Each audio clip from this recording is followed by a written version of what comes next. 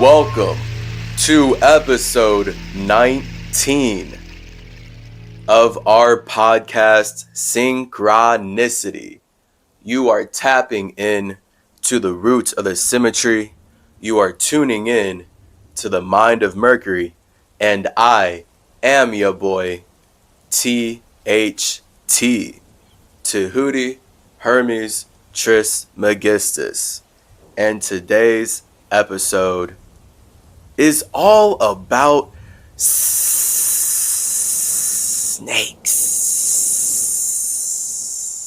What is a snake? Why are snakes so prominent? Why do snakes hiss? Why are snakes so closely related with the S? I figure with today's podcast being episode 19 and our whole discoveries and dissect the dialect being how S, being the 19th letter of the alphabet, shows us that snakes are 19-dimensional energy. And by 19-dimensional, dimensions, numbers. We create dimensions by channeling our elements into numbers. So that's why, someone who is, the more dimensions something has, the more complex numerically it is. So that numbers can express themselves in more grounded ways than they would be able to without that algorithm, right? So, no, I'm saying right, like you're supposed to know. Maybe I should I should low-key get out of the habit of saying right. Because I'm wondering if, like, sometimes that's just projection too. Like, the point is you're absorbing and listening. Like, I should only be saying right if it's something that we obviously know. But then that's where I kind of just show my subconscious, I guess. Because when I'm saying something that feels so obvious, I end up saying right like that. I'm like, but that's obvious, right? Like, we know that. And, like, I guess that's the point of saying the word right. So I'm just like, yeah, subconsciously getting it all correlated to the right brain. Like, yeah, that's right? Like, that's the truth. And this is the point of our snakes versus the tree. The tree being the T is the truth. So that's right. Whereas a snake being an S is the lie. That's life. Life is a lie. Death is the truth. So this is where then we see how snakes represent the body and trees represent the mind. So next episode, we will be getting into what is a tree and all that. This episode being 19, I figure is perfect for us to address basically all the dimensions of snakes. I've been through many realms. I've been through many realities. So I'm just going to be organically channeling my mind, channeling my soul, channeling the connections that I've made into this English language so that we can see how spirits use nature to express their soul. And nature is the physical reality that we call bodies, right? So anything you see, it exists inside of nature. So that's where then we can all only exist as bodies and observe each other as bodies inside of one big body. And that's where we call that body the universe. Right? We look out from Earth. I will keep saying right when things are obvious, whatever. But now you know, I guess. Why do I say right? Now I know. I didn't really break it down for myself like that. So we can see how all of our bodies on Earth exist inside of a bigger body of water that we call space in, like, science and stuff. But really it's the universe, right? Because all of the universe exists inside of space. So that's where we have first space, and then the universe, and then simulations. And simulations would be all the planets that now spirits can simulate life on. So then this is where we can use our minds to travel from planet to planet. But your body is confined to the planet it's on, because that's the point of you using your mind to make a body in the atmosphere of this planet. So white supremacists, all these people who act like they're smart, but really they're just causing climate change, and they enjoy supporting the genocide of indigenous peoples, they are obsessed with that interstellar idea. They're obsessed with the idea of doing the opposite. They think that because they're a body inside of a planet, they need to use their fire to alchemize the indigenous resources that they can steal from that planet to go to a different planet that their body can't even breathe on. How are we thinking that this is smart? I cannot imagine how do people actually think that NASA and all of these space scientists are smart for wanting to take their human body and go live on a different planet? How is that progress? How is destroying this environment that we have already made to sustain our bodies progress? Oh my God. And this is I've been thinking like this my whole life. My entire life, I've been thinking like this. It's just been a constant process of how to connect it, and me being able to have the resources and the capabilities to connect it. So now that I'm just out of college, I could only start fasting like this. I couldn't fast like this to be connected to my spirit when I was a kid. I wasn't allowed. I was forced to eat all the garbage Industrial Revolution food. So I was forced to ride the gross American health wave of not being healthy. And I not only got healthy, but became super quote unquote spiritual, just aware of who I am as a spirit, knowing that I'm infinitely creative. I'm not created by something outside of myself. I've been creating me this whole time.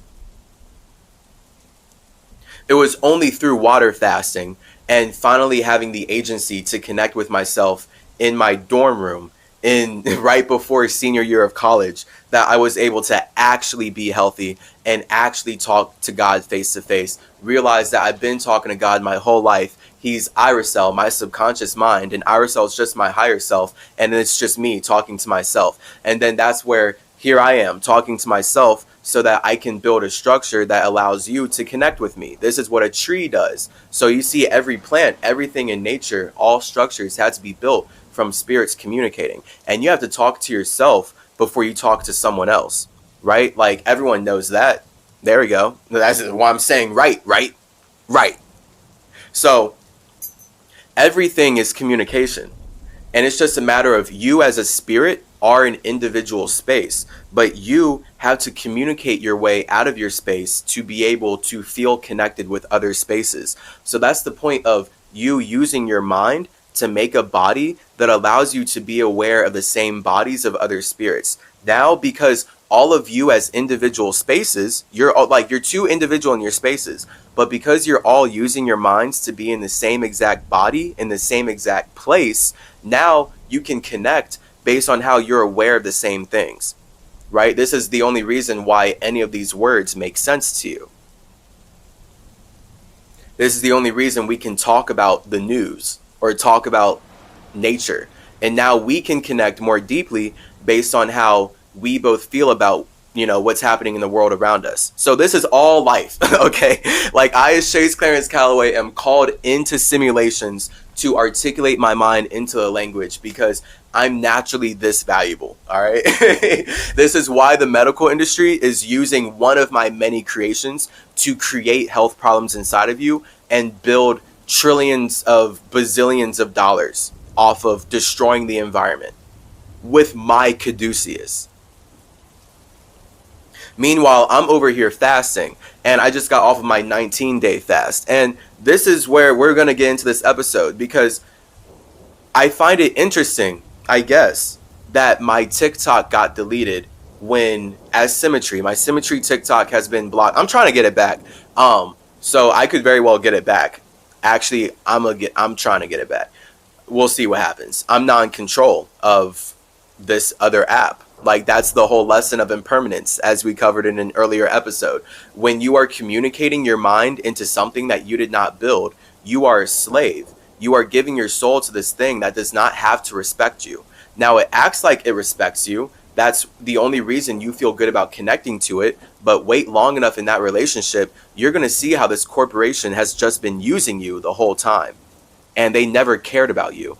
They just needed to make it look like they cared about you, or else you would just connect with yourself. So it's always you or someone else. Okay, so this is why I, as Tahuti Trismegistus, have built Mercury and so many more worlds, so many more simulations that no one can touch because they're individual to me. And then that's where, if you connect with me as an individual and we get into the right resonance, now you can visit my worlds because you are in vibrational resonance with my universe. This is how everything in the universe is connected by vibration.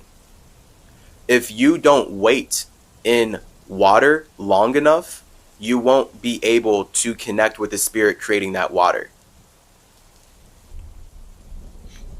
So I find it interesting, whatever, that 19 days of water fasting, right? 19 days of snake fasting in that way resulted in my account getting blocked. And I do wonder if it was because I was actually too much of a snake in terms of speaking about it. Now, the whole point is I'm called here to speak about it. Like, there's this weird stigma that people like to have about fasting, where they're like, actually, fasting is supposed to be between you and God. You're not supposed to talk about it. Hold up. Whoever gave you that idea is making money off of making everyone live in an unhealthy lifestyle. If we don't talk about fasting, then everyone's going to keep feeling like it's not possible. Like, you're telling, like, I've heard this a lot. Like, these people want to tell me that I shouldn't talk about me fasting, or I shouldn't post about me fasting, because that's supposed to be between me and God. But literally, my point is that you're God, and we're all creating life here together. And if you don't gain the awareness of how you can fast, then we're not all going to change how we communicate in order to actually stop climate change. Because that was my whole motivation for fasting before I got so deep in it, it became spiritual. Like, it was purely scientific. It was, and all these S words, spiritual, scientific, it's all the snake. This is why we're having this episode. Because it was all scientific. It was all about climate change and me knowing, like, okay, humans are healthier when they don't eat.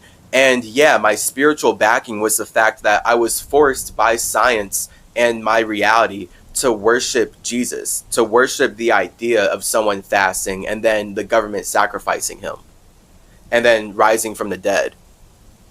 So whatever, maybe, hey, the symmetry TikTok is Jesus. I fasted, I've been sacrificed, and now Tahuti Trismegistus, Always Ascending Academy TikTok is on the rise. I will communicate differently so as to not be treated by this app the same way. And that is how snakes learn.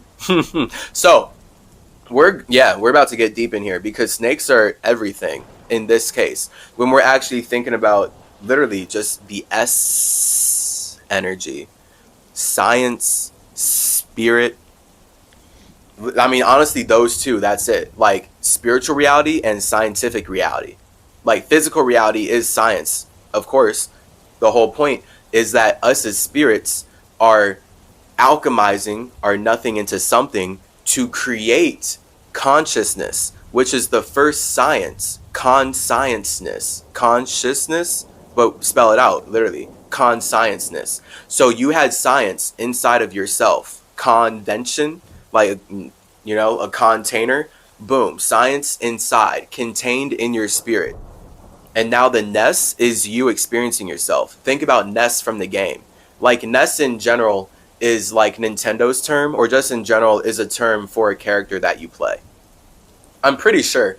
That's how it's hitting me right now, and that's basically what it means to me esoterically. So, consciousness, literally, you're having science inside of yourself so that you can play as a character. You can play as a Ness with the science that is contained inside of your own space. Now you can bring all the science inside of your own space through your character to me. And now here we are in a physical reality, in a world that we're creating together, and we're both characters inside of this world. And now you can bring your consciousness to me, I can bring my consciousness to you, and now we're creating consciousness together, and we're conscious of the same things. And now we're starting to name things in our reality, like in the Bible, where we're like just creating names, creating signs and sigils, so that us as spirits can relate better on the nature that we've already created, so that we can connect in the first place. So this is how we more consciously communicate then with the words, the labels that we create. This is why I, as Hermes Trismegistus, am here with Dissect the Dialect, here with my Magic Math, here with Building Blocks of Life, all these series about elements becoming numbers, and then how numbers allow us to literally create all simulations. So this language I'm speaking is a matrix, right? Like we see this based on how every letter comes in a numerical sequence, and we've already learned how numbers are a story, elements are a story. Again, like when we know we're working from the top down, it's easy to see how intentional everything in life is. And thus, when something is intentional, we can see the vibration that is naturally going to ride once it is projecting itself out. So this is what a snake is. A snake is all about projection. A tree is all about reflection. So when people are telling me that I shouldn't be speaking about me fasting, that's because they're telling me not to be a snake on a subconscious level. So that's where like I get it. Like I get like, okay, yeah, you're telling me not to be in my snake energy because a snake projects. A snake speaks. This is why my caduceus, again, you can never hear about the caduceus from anyone other than me like this. Because it's my creation, of course. It just takes you as an intelligent spirit to actually be in the vibrational resonance to listen to me talk about my own creation.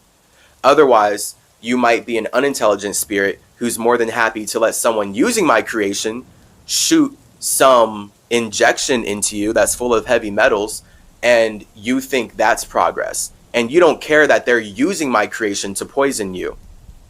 But you also don't care that I'm the one who created it, and I'm telling you that you could literally just fast. Because that's the point that we're in. Like this is weird, but like this is the world we're in, and this is it what it is. Like the medical industry is using my creation to tell you that the only way you can be healthy is to get more heavy metals and poisons injected into you day after day after day, and it will never end. And you still can't breathe air, and you still can't connect with people outside the internet. And they're using my caduceus to do this. And they have no idea. Like the medical industry can't explain what the caduceus means. All they have is like a bunch of lost history of like how they started to use a symbol. But they have no idea about anything. They're just using it to create disease and problems inside of the simulation that we're in. Meanwhile, of course, here I am as a spirit who actually created that sign. I'm back in a body, and I'm able to hyper communicate with this English language that was used to colonize my creations, what my creations actually mean. And I'm able to show you how even this English language is not a coincidence. I is symmetry, everything matters. Everything is not a coincidence. Everything is intentional, but then everything is not a coincidence, yet it is a coincidence. That's the paradox, because the only coincidence is spirit, but the fact that you can see the thing means that it is not a coincidence. It was intentionally created by a spirit who wanted to connect. I intentionally created the caduceus to connect my ideas in an artistic way, just like I create all art to connect my ideas in an artistic way, because that's literally what snakes do. That's what the spirit is. That's what the S is. So when I'm on social media sharing all the amazing benefits of fasting and getting deep in there, yeah, that's me projecting out light. That's me showing you, again, another S word, showing you who I am versus just being who I am. And this is the difference of like S being the visible and the mind being the invisible. So let's take this beautiful vibrational ride through the astral realm. I'm going to simmer some trees. Once we touch down in 3 minutes and 33 seconds, we will get deeper into the meaning of a snake, and yeah, really that. Because I mean, this can go actually really hard. All these podcasts go hard. At this point, I don't even intend them to be so long, but the whole point is that, I mean, life is infinite. And this is me after 24 years of thinking and feeling these things and knowing why I'm here, finally being able to use all the tools and use all my experiences and my memories and the connections that I've made to finally communicate my soul and my mind in a way that makes sense for all of us to build on. Let's fly.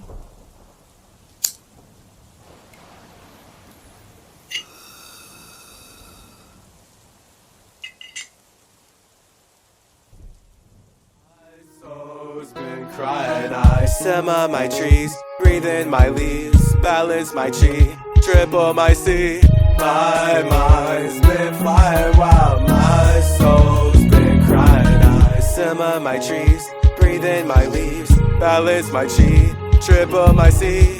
My soul's been crying while my mind's been flying so high. Through the astral plane, macabre brain, I built your game, we're not the same. My soul's been crying while my mind's been flying too. Relay a word, those who listen heard, we make our vibe from deep inside. My soul's been crying while my mind's been flying back into my space, called away with haste, so I'll fall with grace to thrill my chase. My mind's been flying while my soul's been crying too. Water my earth, I know my worth, my soul gives birth to all my work. My mind's been flying while my soul's been crying, so I can't connect with those you neglect.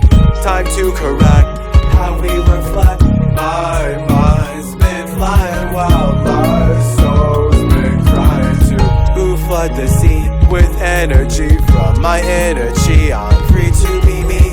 I felt to inspire you to say how to fly higher too. Fly higher too. Fly higher too. Hang out with the fam in your true spot. Don't be sad if you forgot that you've got a spirit squad and you're not true to this spot. Flip a script and break the facade. Take a trip and go abroad. When you're brave, they will apply. When you get touch with your true God. I've been fighting.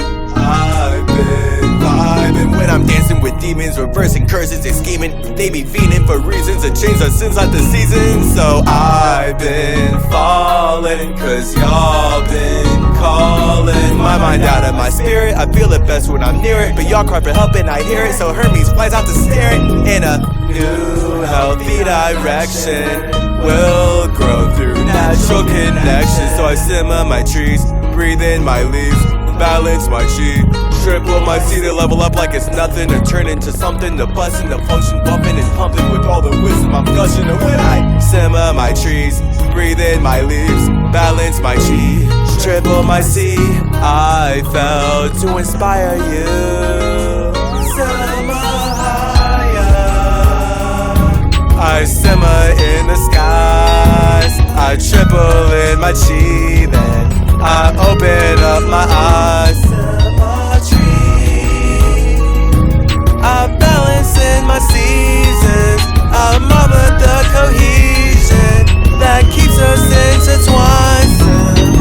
Symmetry, balance in my seasons, and I don't need a reason to fulfill my desires. Symmetries.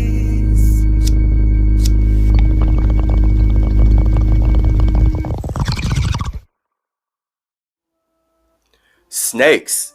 Snakes are very important to me as Hermes. This is why I'm making this episode 19 and why it's low-key kind of a synchronicity that I had my TikTok blocked after fasting for 19 days. And me just making sense out of all this. And yes, kind of that, making sense out of all this. Because we see how the medical industry is using my caduceus. They're using my symbol to create health problems inside of the population that believes in them. They're using my symbol to cause climate change and spread disease and just create issues everywhere that only they can solve, supposedly. So this is where we can, there's so many aspects of the snake. Of course, because a snake is kind of everything when we're thinking about energetically how we express our minds. Like, we are all snakes because we all speak our trees into existence. So STU, we're going to look at dissect the dialect. STU. So S is your body. That's your ability to project out ideas. T is your mind and your soul. That's your ability to reflect or bend in ideas so that you have your own garden. So that's where we can look at your body. It's a snake. The body itself is a snake because it is the projection of your soul. So this is where just you being in a body means that you're of sin, based in this Bible English stuff, because this is their idea of the snake. The snake is sinful because it's of the flesh, and that's where the body is of the flesh. And so we're all snakes when we're all in the flesh, and that shows us that we all desire to speak ourselves into existence. That's not good or bad, right? So this is what the S is. This is why the S is so pervasive, because it's all about speaking you into existence. So that STU, you have created the T to express who you truly are, right? No coincidence with these letters. I love being symmetry. All right, I'm supposed to be Tahuti Trismegistus on TikTok and Symmetry on Clapper. I get the way that the universe wanted it to work out, I suppose, but still, I mean, I'm hurt from all the energy and effort I put into it. So that's where I have to learn, alchemize, and I'm making this now because feelings matter. Literally, you're listening to the physical representation of feelings mattering. I'm speaking these words from feelings that matter to me. So STU. So you, in this case, is the space. And it's in dissect the dialect, it is light, darkness, spirit, or fire, water, air. And air is not the spirit. Air is the spirit communicating. The body is the structure that is created from the spirit communicating. So this is where you are not your body, but you do believe in your body, which is why you're communicating to create it. But your body actually isn't even created until you make it with your ability to communicate. So that's again, the polarity of it. You believe in your body enough to keep communicating into it, to keep it alive. Yet at the same time, you did not always have a body, which means that you had to believe in something else. Your body had to be created from something. So you weren't always a snake. You weren't always in a body that allowed you to speak, to slither through the reality that you're in. Again, snakes are beautiful. This is the whole point of all of nature is beautiful. And snakes are some of the most incredibly important animals in this case, which is why they get their whole own 19 number. They get their whole own Bible, religious, they're worshipped so hard by so many religions. Again, they're important to me as Hermes in terms of the caduceus and what the snake represents to me, which is spirits wanting to have sex. But it's sex in terms of you're projecting out how you have sex internally. So again, STU.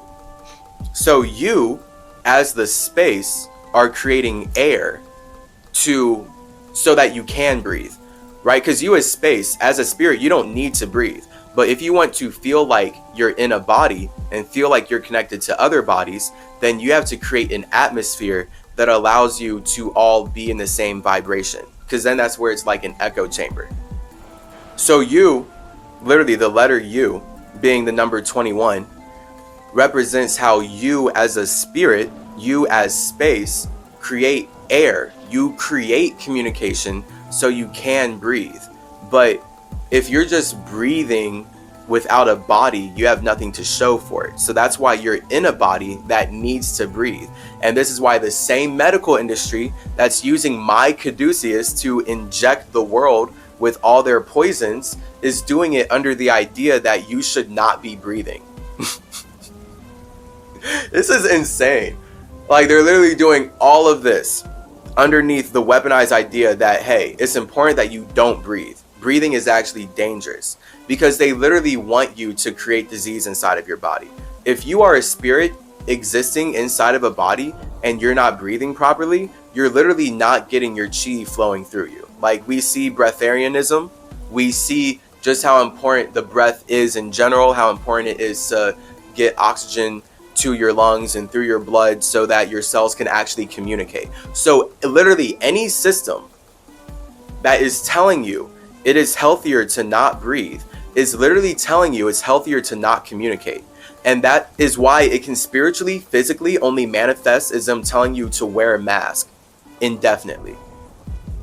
So now they want to shut you up. They don't want you to communicate. They want to create disease inside of you. They want to have you poison your cells. The longer you go without being able to breathe freely, your cells cannot actually get the garbage out of them. If I was not breathing properly these 19 days of water fasting, I would not have gotten through it. It would have been impossible. Truly impossible. So for these doctors, for all these people who act like they're healthier than me, and they don't even care about the fact that I can explain the symbol that they worship better than them because I'm the creator of it. They just care about making a living off of injecting people and getting medication to them. Woo! Oh man, I feel a lot of things about y'all. You make me feel things that I don't feel when I'm alone with myself. Like, this is how I know that we're not all one God. The fact that I made that shit and I'm not in control of how you've built a system off of perverting it into the opposite. Yeah, best believe I, as Tahuti Hermes Trismegistus, am a proponent of free communication and how you are God. It is impossible for me to believe that we are all an extension of one imagination. It's not possible. The same people who want to say that we're an extension of one imagination are the people who are going to project into my space, steal my caduceus, and then tell me with my creation that I am not creative, that I am actually not who I feel like I am, and that it's actually healthy for me to not breathe and not communicate with anyone I'm connected with, and instead just get injections into my bloodstream. Like, this is wild.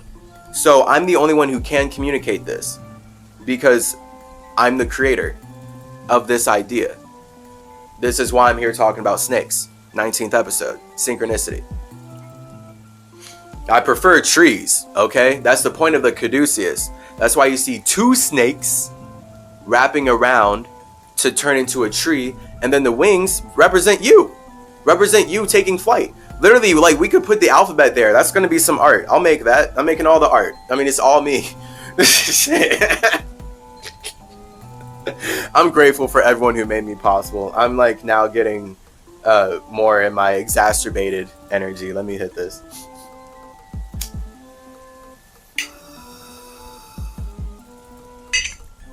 Because again, it's that balance of like, your greatest gift becomes your greatest curse. I love being this creative naturally. It's not a burden on me at all. Like, the whole point is that I actually get lighter from creating.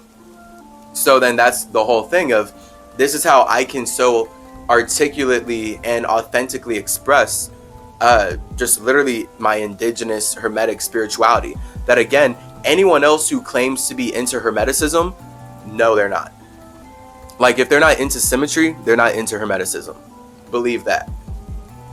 Like, in English, we are here in English in 2021. Just got out of Scorpio season and Sagittarius season now. Anyone who's talking about being into Hermeticism, if they are not uttering the name Chase Clarence Calloway in that same sentence, they are not into Hermeticism. They are into whitewashed Christianity that looks like indigenous spirituality.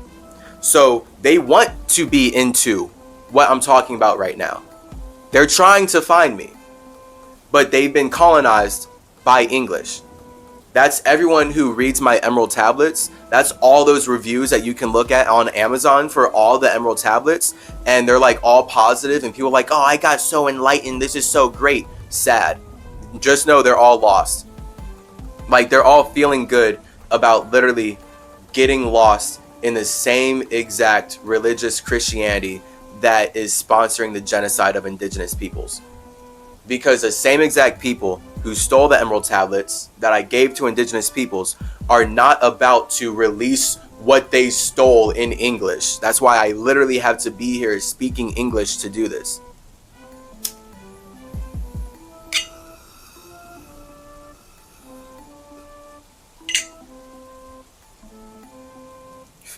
Snakes, bro. It's all about speaking. Literally. So we can look at you, ST, STU, whatever. You as a spirit. You as space. You have to connect with yourself before you can connect with others. Now, to connect with yourself, you first have to project an idea of who you are.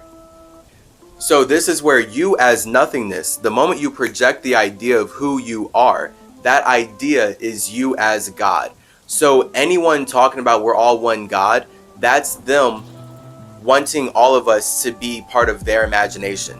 But then really, because it's not their language, they want all of us to be a part of someone else's imagination. Because the synonym for God is, just creator. I guess we could give a whole podcast to that. What is God? I could go hard on that. But just simply, God is just creator. So that's what the imagination is. Like, that's why I'm the god of the caduceus, and thus the god of anyone using the caduceus to create their system and build anything that they have. Because they're trying to ride the vibration that's coming from my frequency. And my frequency is created by my spirit. So anything that is created from my spirit is literally vibrationally tied to my soul. This is the point of the universe. And you learning about yourself from past lives. And you learning and building a stronger structure based on who you consistently connect with day after day after day after day after day. Because at first it is projection connection, but you have to connect with yourself before you connect with others.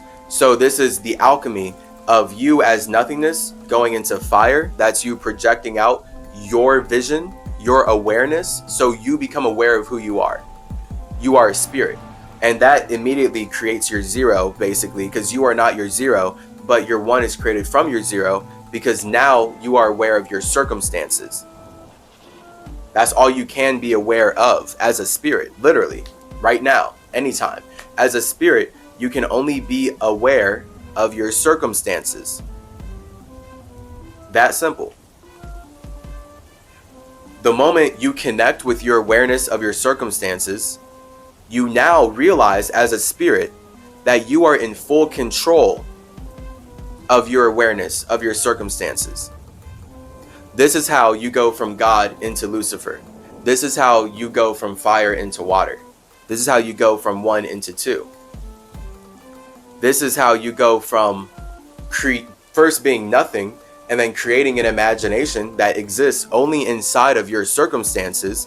And then when you see this imagination, this ego, this eagle flying high in your space, that you feel passionate about, that you feel wet about, that's you creating water that allows you to connect with your fire. Once your water and fire connect, you now create air.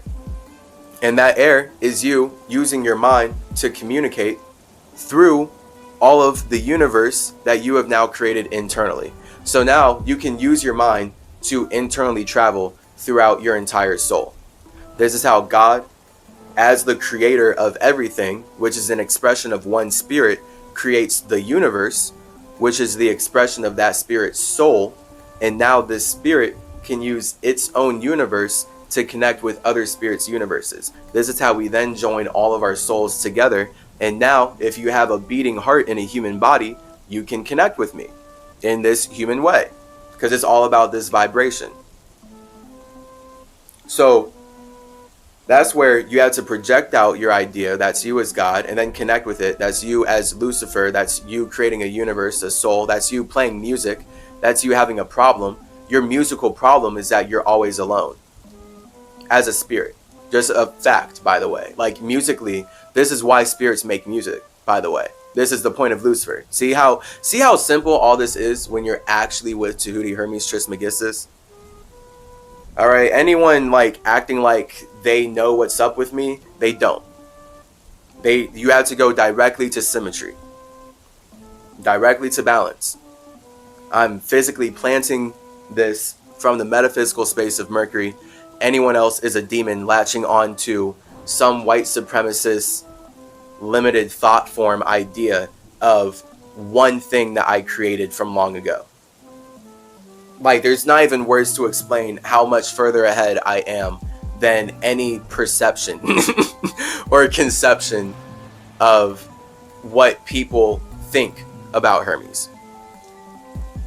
The whole point is we have to limit our unlimited natures into something, and the moment we do, we are then limited by how everyone who perceives us is limited by themselves.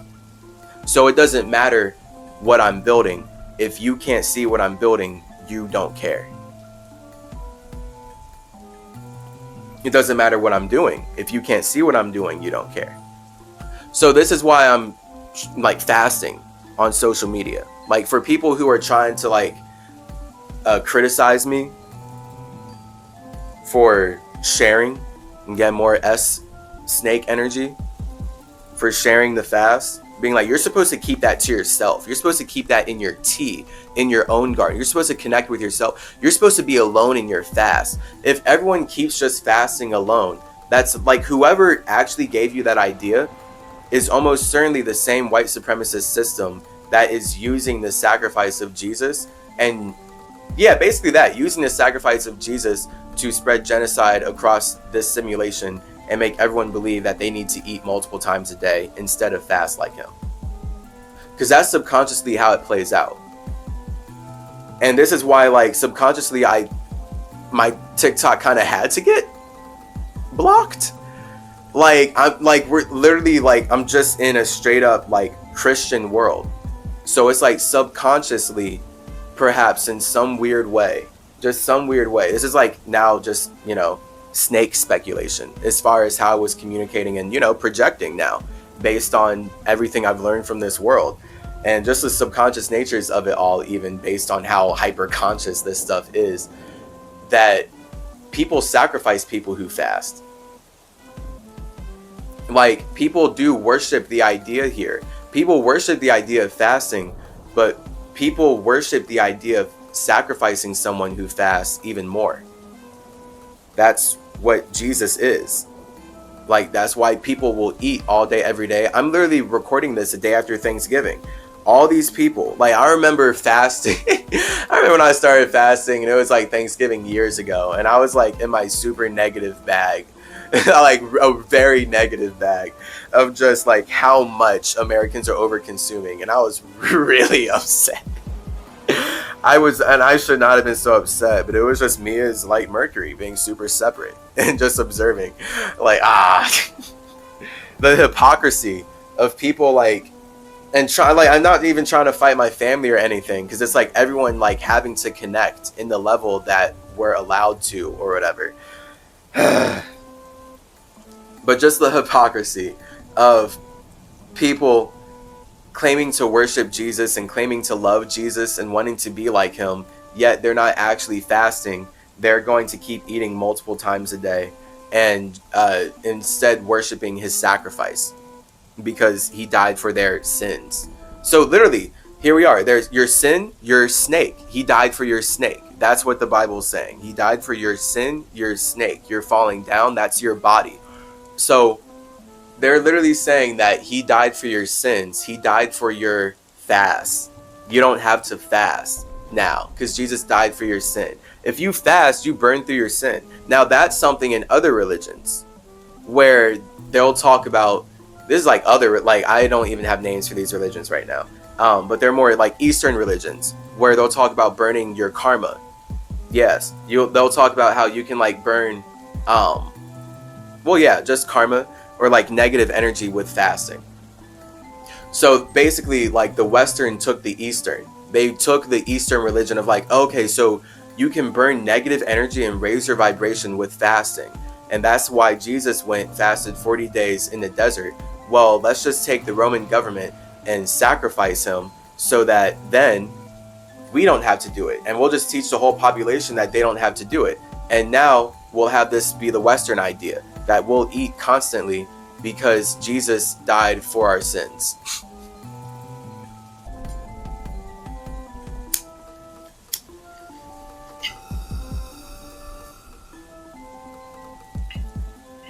Snakes, bro.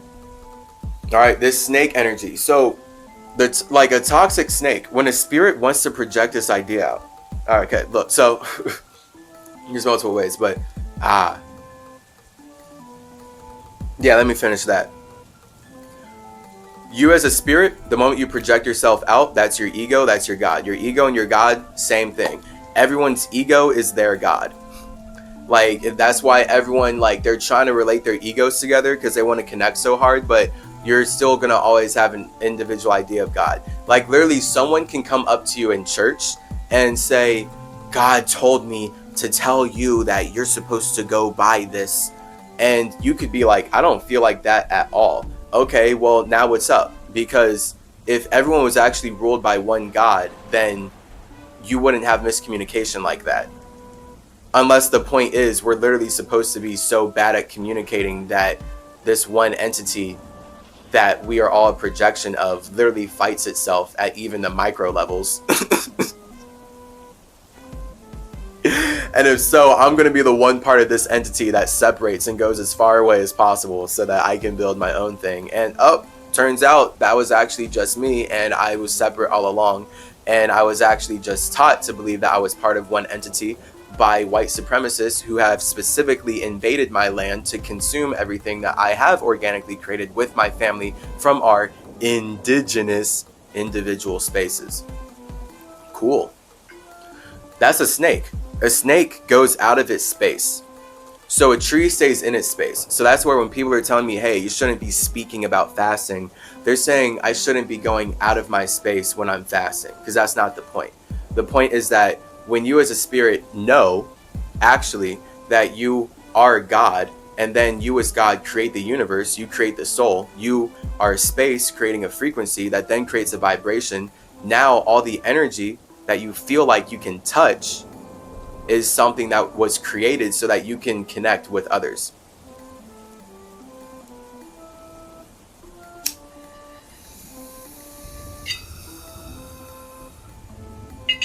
That's the difference between the T and the S.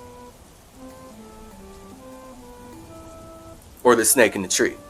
The snake goes out of its way to connect with others. The tree just connects with itself and builds a structure that supports other spirits' ability to connect. So when you as a spirit create your own universe, you create your own garden, you create your own tea repeatedly, you connect with yourself, you now have your own gifts. That's you. And then that's the STU in the letter of the alphabet that we have. It works both ways based on how I'm communicating it, of course.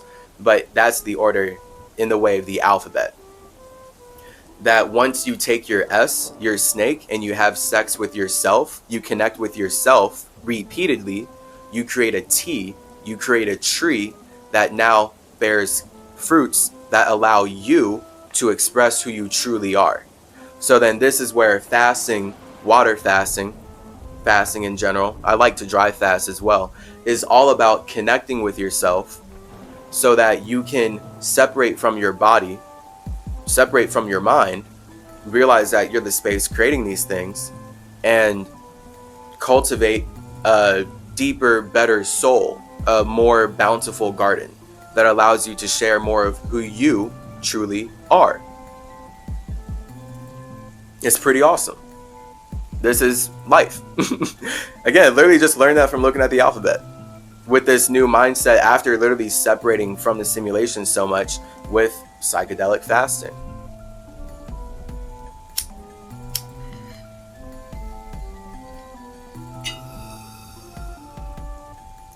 So that's the point of you on the caduceus represents wings. When you realize that you are the spirit creating your mind, you can actually travel outside of your body and go anywhere and do anything. This is how I then take my mind out of my body to go hang out with my dead dog, Max. Anubis, my best friend in all of the universe, literally. And we only get deeper and deeper. I love him so much. Sometimes I feel like I love him more than myself, but then I connect with myself and realize like, okay, I guess it's kind of impossible. But also, it's not impossible. Like, a twin flame will do things to you, and Anubis is truly my twin flame. Like, if there's if there's any bromance, if there's any bromance that is a true bromance, I feel like it would be the bromance that I and Anubis have. Shout out Anubis, best twin flame ever. So, snakes are about sex and the ability to create from projecting, and that being speaking. So then that's why people say, right, literally, when you speak, you should project your voice.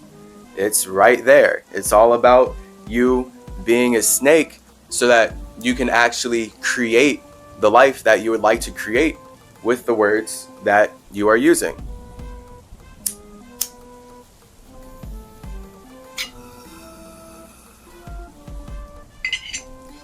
So this is where now we can really see the negative side of the snake and why they're saying Jesus died for your snake.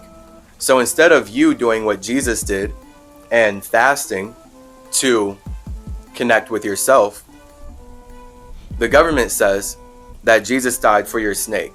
So now you can just live and eat all day, every day, do what the government wants, and you're good as long as you accept the sacrifice of Jesus. This is how people can rationalize, the Europeans who came and took over all of North, South, and Central America and many more lands, can rationalize doing all the evil things that they're doing while claiming to be full of love and light.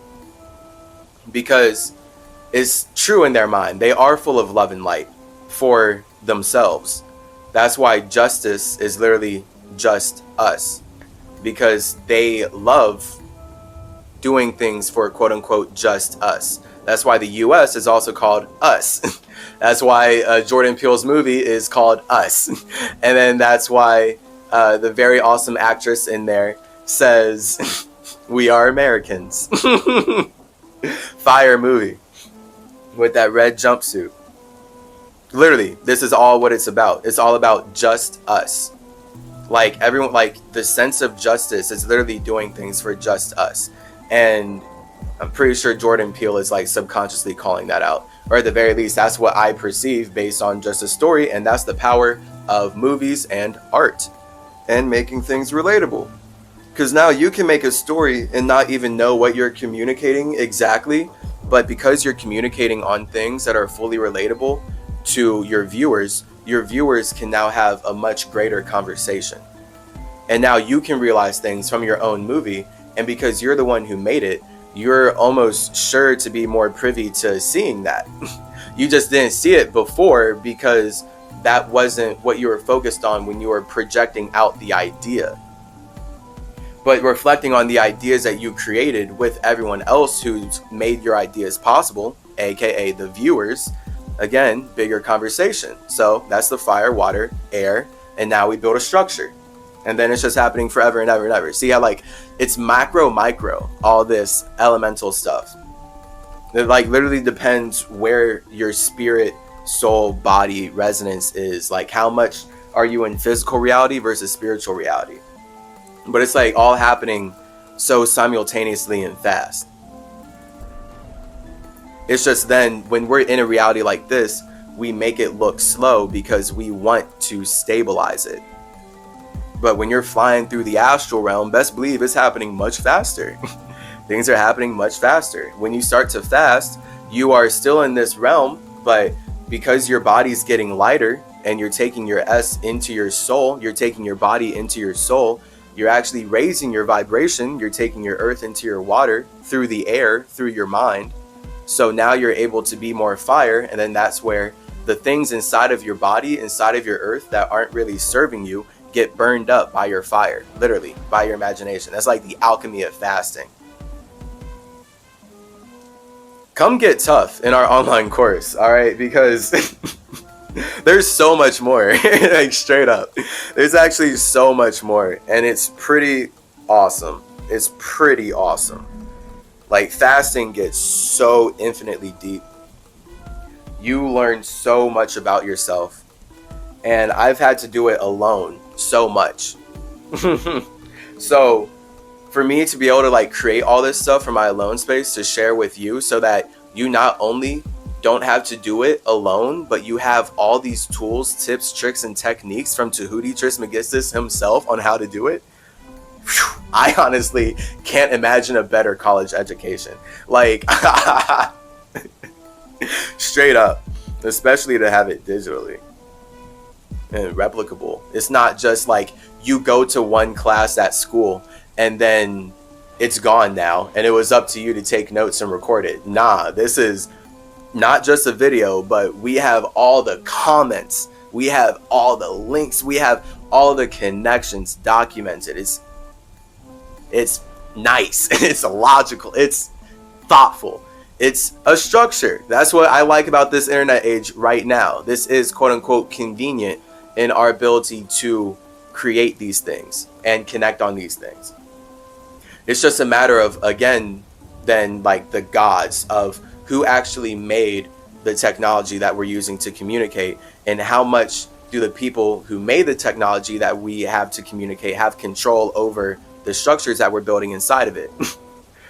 Because then you see Symmetry get up to 19 days and now his TikTok's gone, and possibly 20,000 people just wondering where he is, and all the videos are down. Like I had so many videos. It's not even funny. It's actually not even funny how many videos I had, and they're all like so spiritual and so fire. So it's lessons of impermanence.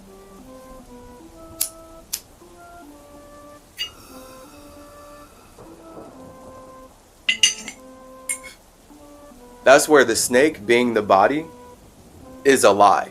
Like the moment you're in a body as a spirit, you're lying, basically. That's what's up. When you're in a body, you're lying. And this is then where if you believe you're the body, you're going to be able to be possessed by sins. You're going to be possessed by the lies. You're going to get possessed by the negative energies and negative entities around you. Because in general, when you are in a body, like the point is you're creating the body so that you can navigate and do things and go into a world and hang out and be awesome. Connect and communicate, all that. So using your body to share your truth is the point. We use lies to share our truths. We use life to share our death. We use light to share our darkness. We use snakes to show our trees, basically S to show our T's. That's why then we have the ST ability. True ST ability, true stability is using Callaway's caduceus to take your S into your T repeatedly to increase your ability to fly. And then that's you taking flight.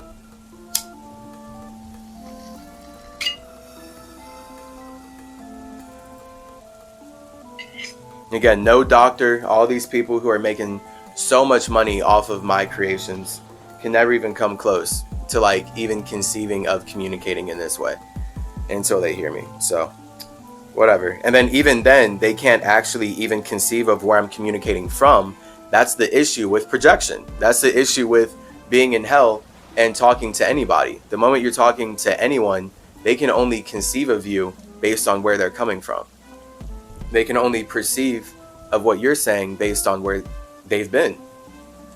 This is why it's important that we all then develop families as spirits and have shared experiences and like have shared pasts, and then that's where we all as a universe are becoming families just based on cycling in our feelings together, basically. So as we continue to use the lies to share our truths, as we continue to use life to share our death, we build families that resonate with and that we want to die with. It's lit. It's nature. And then we're just ever more consciously doing this and leveling up.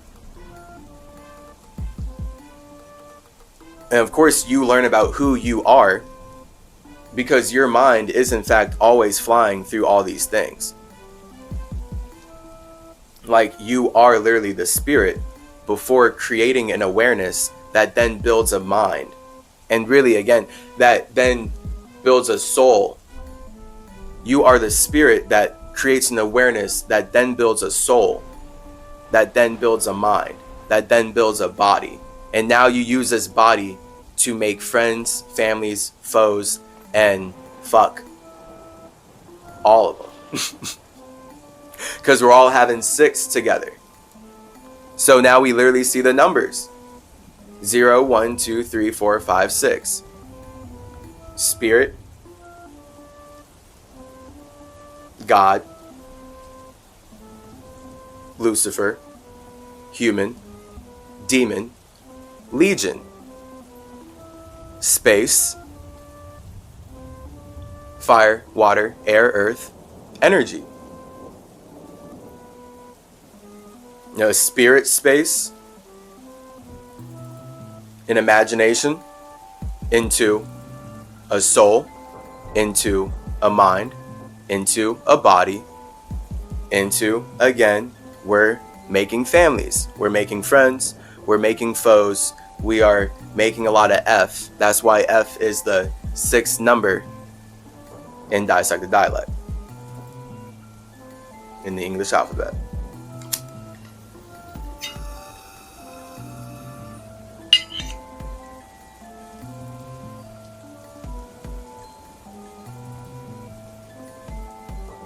So the thing is, of course, with snakes, when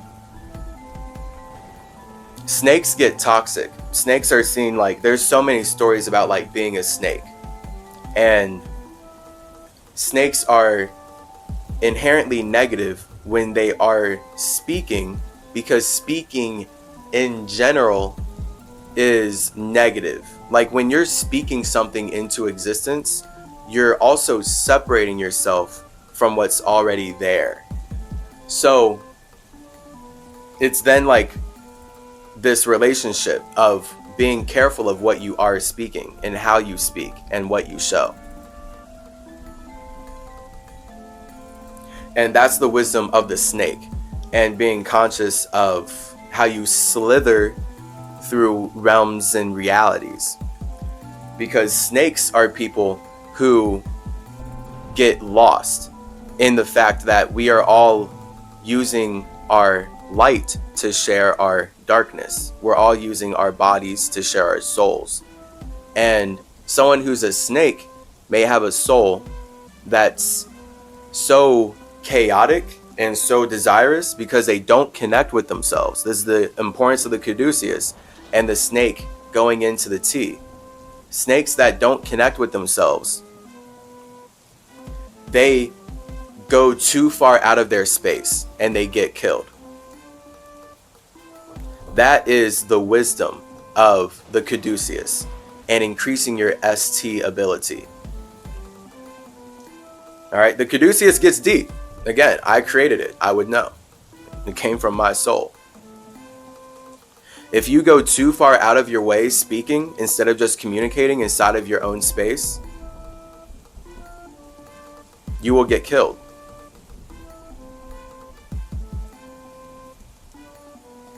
Yo, I'm getting like flashes and I'm about to like, wow, cry now. That's gnarly. Like literally, I was shown this. Like that's wild. And now I have to ask like myself if I can say that. Yeah, for sure. Because I do have to monitor myself on this podcast. I wish I could speak completely freely, but that's the point. Like that's why symmetry got taken. That's why symmetry got taken. I was speaking too much outwardly about fasting, and I was doing it, I suppose, in a way that wasn't conscious of the caduceus and wasn't conscious of my ST ability to more so be to Hootie Trismegistus, because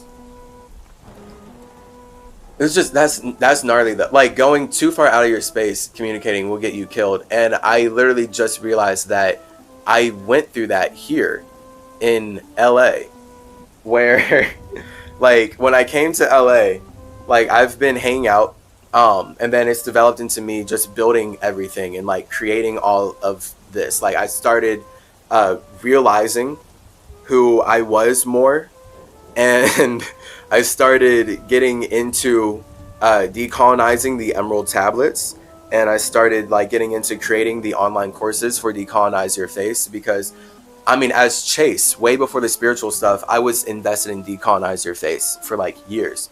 So now I see how it connects to me spiritually as Mercury, and the importance of teeth, and the importance of everyone's teeth. Like literally, like your teeth are what allow you to speak. Like you can't communicate, you can't consume, you thus can't even create life, as we're talking about here, if you don't have teeth. You can't really project your voice in a practical or stable way because you don't have the minerals, you don't have the bones, you don't have the earth structure to actually make your vibration make sense. Without teeth, that's impossible. This S right here is impossible. This is so deep. I'm about to like low-key, cry. But that's, wow. Literally, life is a ride. So spirits just really, like we as the bodies of our spirits are along for the ride of ourselves. That's the point of your body riding the vibration of your soul, but you being the spirit knowing that you are none of these things, but you are experiencing yourself as the mind, which is communicating everything into existence. But the way that your mind is communicating itself into existence to be able to build a structure that allows it to anchor itself to be able to perceive other spirits outside of its space is by combining its fire and water, combining its man and woman, combining its thoughts and feelings, imagination and soul. Because your imagination exists in your own space, and based on your vibration about it, you'll speak about it. So as I got deeper in my fast, I'm like speaking about fasting in such a way that was perhaps very snake-like and not as tree-like. So I must change the way that I communicate to be more tree-like and not so snake-like, because snakes are lost in their pleasures. For snakes, it feels good to communicate and slither out of their space. Literally, that's the body. So this is all about us and the body being our snake. Your body feels good going out of its own space. That's where like every body loves to travel. Everybody wants to go out of their space to go explore and learn new things and like have fun and see other spirits, because that's the point of making the body. If you are in a body, then you made that body so that you can experience other spirits' bodies, and thus you can experience other spaces. Otherwise, you're in your own space, and that's just what death is. There's no reason to be scared of that. That's literally the most awesome place to be. The most awesome place to be is in one's own space. Truly. Truly. I really want you to feel this way. This is what Hermeticism is all about, okay? Please feel this way so you don't slither out and hurt others like these white supremacists do with all their weird rationality of how they get to hurt people while worshiping someone who says don't hurt people. Like it's the ultimate snake energy. It's the ultimate S. Please be more like a T. That's what the next episode will be about. How to be a tree. Alright, because trees are what money is made out of. Literally. So everyone is out here thinking money matters. Everyone's being a snake, consuming money, using money to consume things. But where are they consuming? Trees. And how is a tree grown? By a spirit connecting with itself. Look how awesome this wisdom is. Aren't you glad you're tapping into the symmetry? Shit's lit.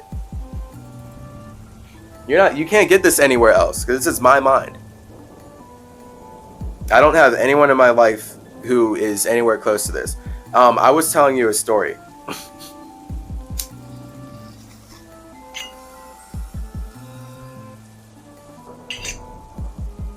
When I came to LA, I've been making my art, doing the Emerald Tablets, filming the Decolonize Your Face course finally after developing it for years, because braces destroyed me as Chase and I hated them, and they definitely caused many issues inside of my body that I am reversing as we speak.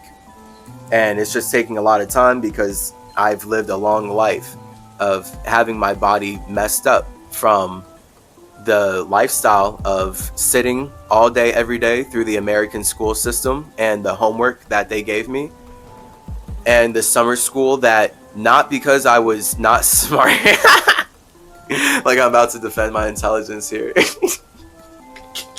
not because I wasn't smart, shut up, comedy, but literally because my mom, I materialized into a woman who wanted me to be smarter. I didn't want to go to summer school. I was doing perfectly fine in school, but she wanted me to do even better. So not only was I going to like a whole college prep school called Walnut Hills, which is supposed to be like one of the best in the nation and definitely the best in my state of Ohio. I lived in Cincinnati. Literally, man, so much time. I'm in a totally different space now. That's gnarly. Sitting in a school system, having braces, and being forced to, in general, have to look down from the hours upon hours of homework that came from Walnut Hills being named best school in whatever, meant that they just like gave you a lot of homework. Like that was the point. Like college prep was like, they made you read and write so much. So that's what I was doing. And that's a lot of looking down. That's a lot of sitting. And although like I definitely was like getting to practice Bakwa, Kung Fu, based in circles, synchronicity. I was reflecting on that in some very awesome acid trip a while back, and it was like, whoa, synchronicity. It's all about chi, it's all about the balance. Like absolutely, circles, baby, circles, flower of life, baby, sacred geometry, baby, yes, baby. So that whole thing, like all of that, I'm very passionate just as Chase. Like that's like, if I could have kept that separate from my spirituality, I would have. It just makes sense to like have it all connected. So it's all about, of course, Mercury and communication, and spirits creating their bodies so they can communicate, the importance of your teeth, and thus the importance of actually increasing the space in your face so that you can have straight teeth. Braces did the opposite. I thought braces would straighten my teeth, but they straightened my teeth by completely destroying my spine and my alignment and my skeleton, and like messing up my face structure straight up. So I've been fixing it with my exercises, getting to decolonize your face, because literally I'm not getting my wisdom teeth removed. They're about to be part of my actual teeth. and I'm literally healing my face every single day. It's very awesome. So, of course, again, just a whole process based on the very many years of not being aware and living a lifestyle that was specifically working against me, because that's the whole thing. And notice how metaphysical that is, because we know that it's healthy to have a straight spine.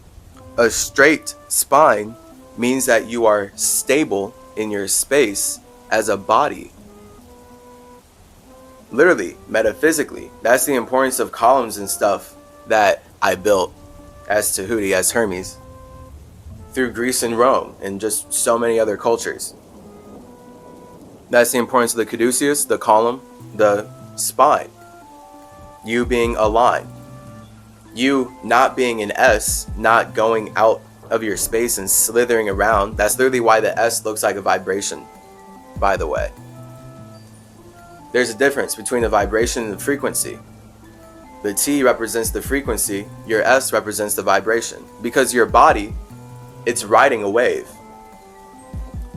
Right? All S's, all snakes remind us that we're riding a wave, which is scary. That's why serpents are scary. Snakes are kind of scary to spirits in general. Because it's like, oh snap, I'm riding a wave. Like, yeah, it's wild, it's chaotic. What's up? You know, like that's what it is. So when you get aligned with yourself, I never realized how deep this was. This is so awesome. When you get aligned with yourself, that's your S turning into a T. And that's you getting way just straighter. Way in your frequency. That's the importance of decolonize your face, literally. That's the importance of straightening your teeth, straightening your spine. It's literally this spiritual. Notice like why I can't separate it and why I must correlate it to my past lives, because it's the only way it makes sense. And the medical industry is literally here using my creation, using my caduceus to actually destroy the environment and poison the world.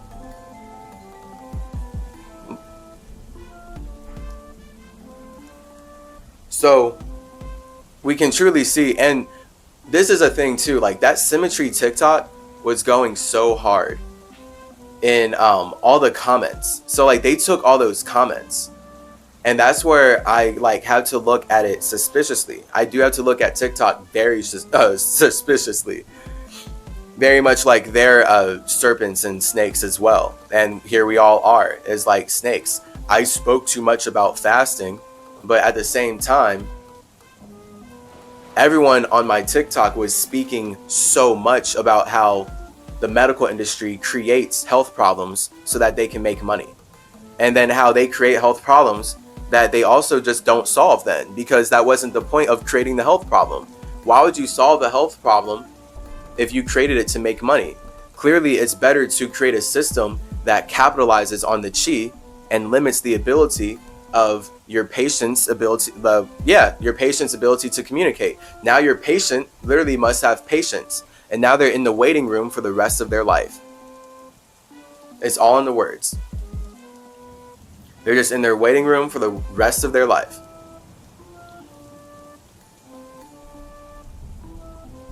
Because you're harvesting their chi by creating problems and limiting their ability to communicate with themselves. So I have to be here doing this. And it's interesting that people were going so hard on my TikTok talking about that. And like videos were getting like 50,000 views, like 70,000 views. Like, and it was wild and out of nowhere when I came on and like started fasting, getting off of my 19 days. Because I only started posting like 11 days in. And because what would happen in the past is that I would start off in my fast by showing it, and then I would start to get more of my tea energy and be like, I don't want to speak about this. So I thought like differently this time. I was like, okay, I'll be in my tea energy for the beginning, and then I'll get into my S energy, and now I'll speak about it. And now I'll show everyone like what's up and like what I'm experiencing and stuff and like the benefits and everything. And then that's where everyone like was speaking about it a lot too. And that's why like the views were going up so hard, because people were commenting, just like going hard, talking about how the medical industry like kills people basically. Literally. And now all of those comments are gone, and it really sucks. It's such a shame. All the S energy sucks, such shame, sad. So what are you gonna do? Keep creating. B2 Trismegistus on TikTok and change the way that I communicate, because again, yeah, whatever, snakes. So it's all about knowing that spirits say and do what they want in a body, all based on how they feel, all based on a vibration, all based on emotional resonance. So when you know that you as a space are creating your body from your soul, then boom, you're able to ride your own vibe. It's lit. That's literally you beating your heart right now. No big deal, actually, right?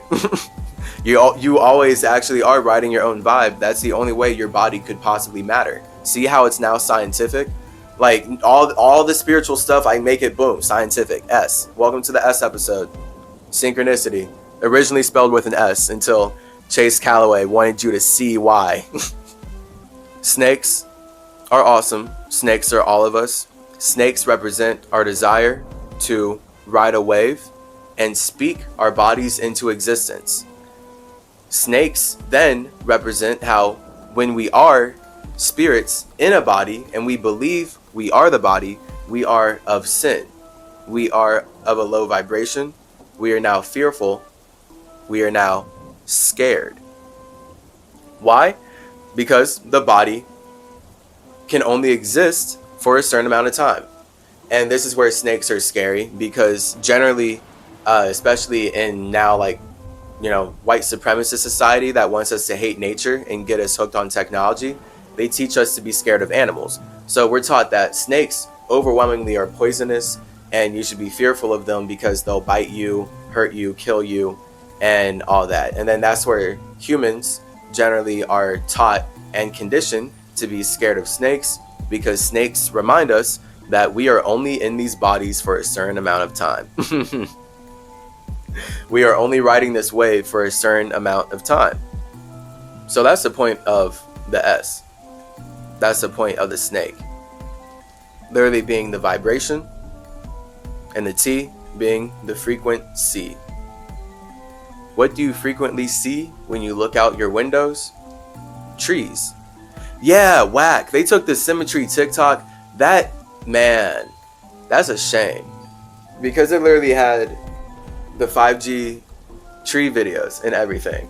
So as far as actually like ST ability in trees, like they literally are just tearing down trees and replacing them with 5G trees and 5G towers. And instead of actual plants that other spirits built that they don't own, giving us air, they would rather replace them with metal towers to build a grid that will allow them to make money off of our minds. And as a byproduct, these towers cause climate change and are poisoning the environment. Like this, like that's how deep all this goes, as far as symmetry being the tree. So they uprooted the symmetry on TikTok just to, I mean, it just gets so deep. That's such a shame. But those 5G videos are gone too. So I'm gonna keep trying to get it back. It's not even a big deal for real.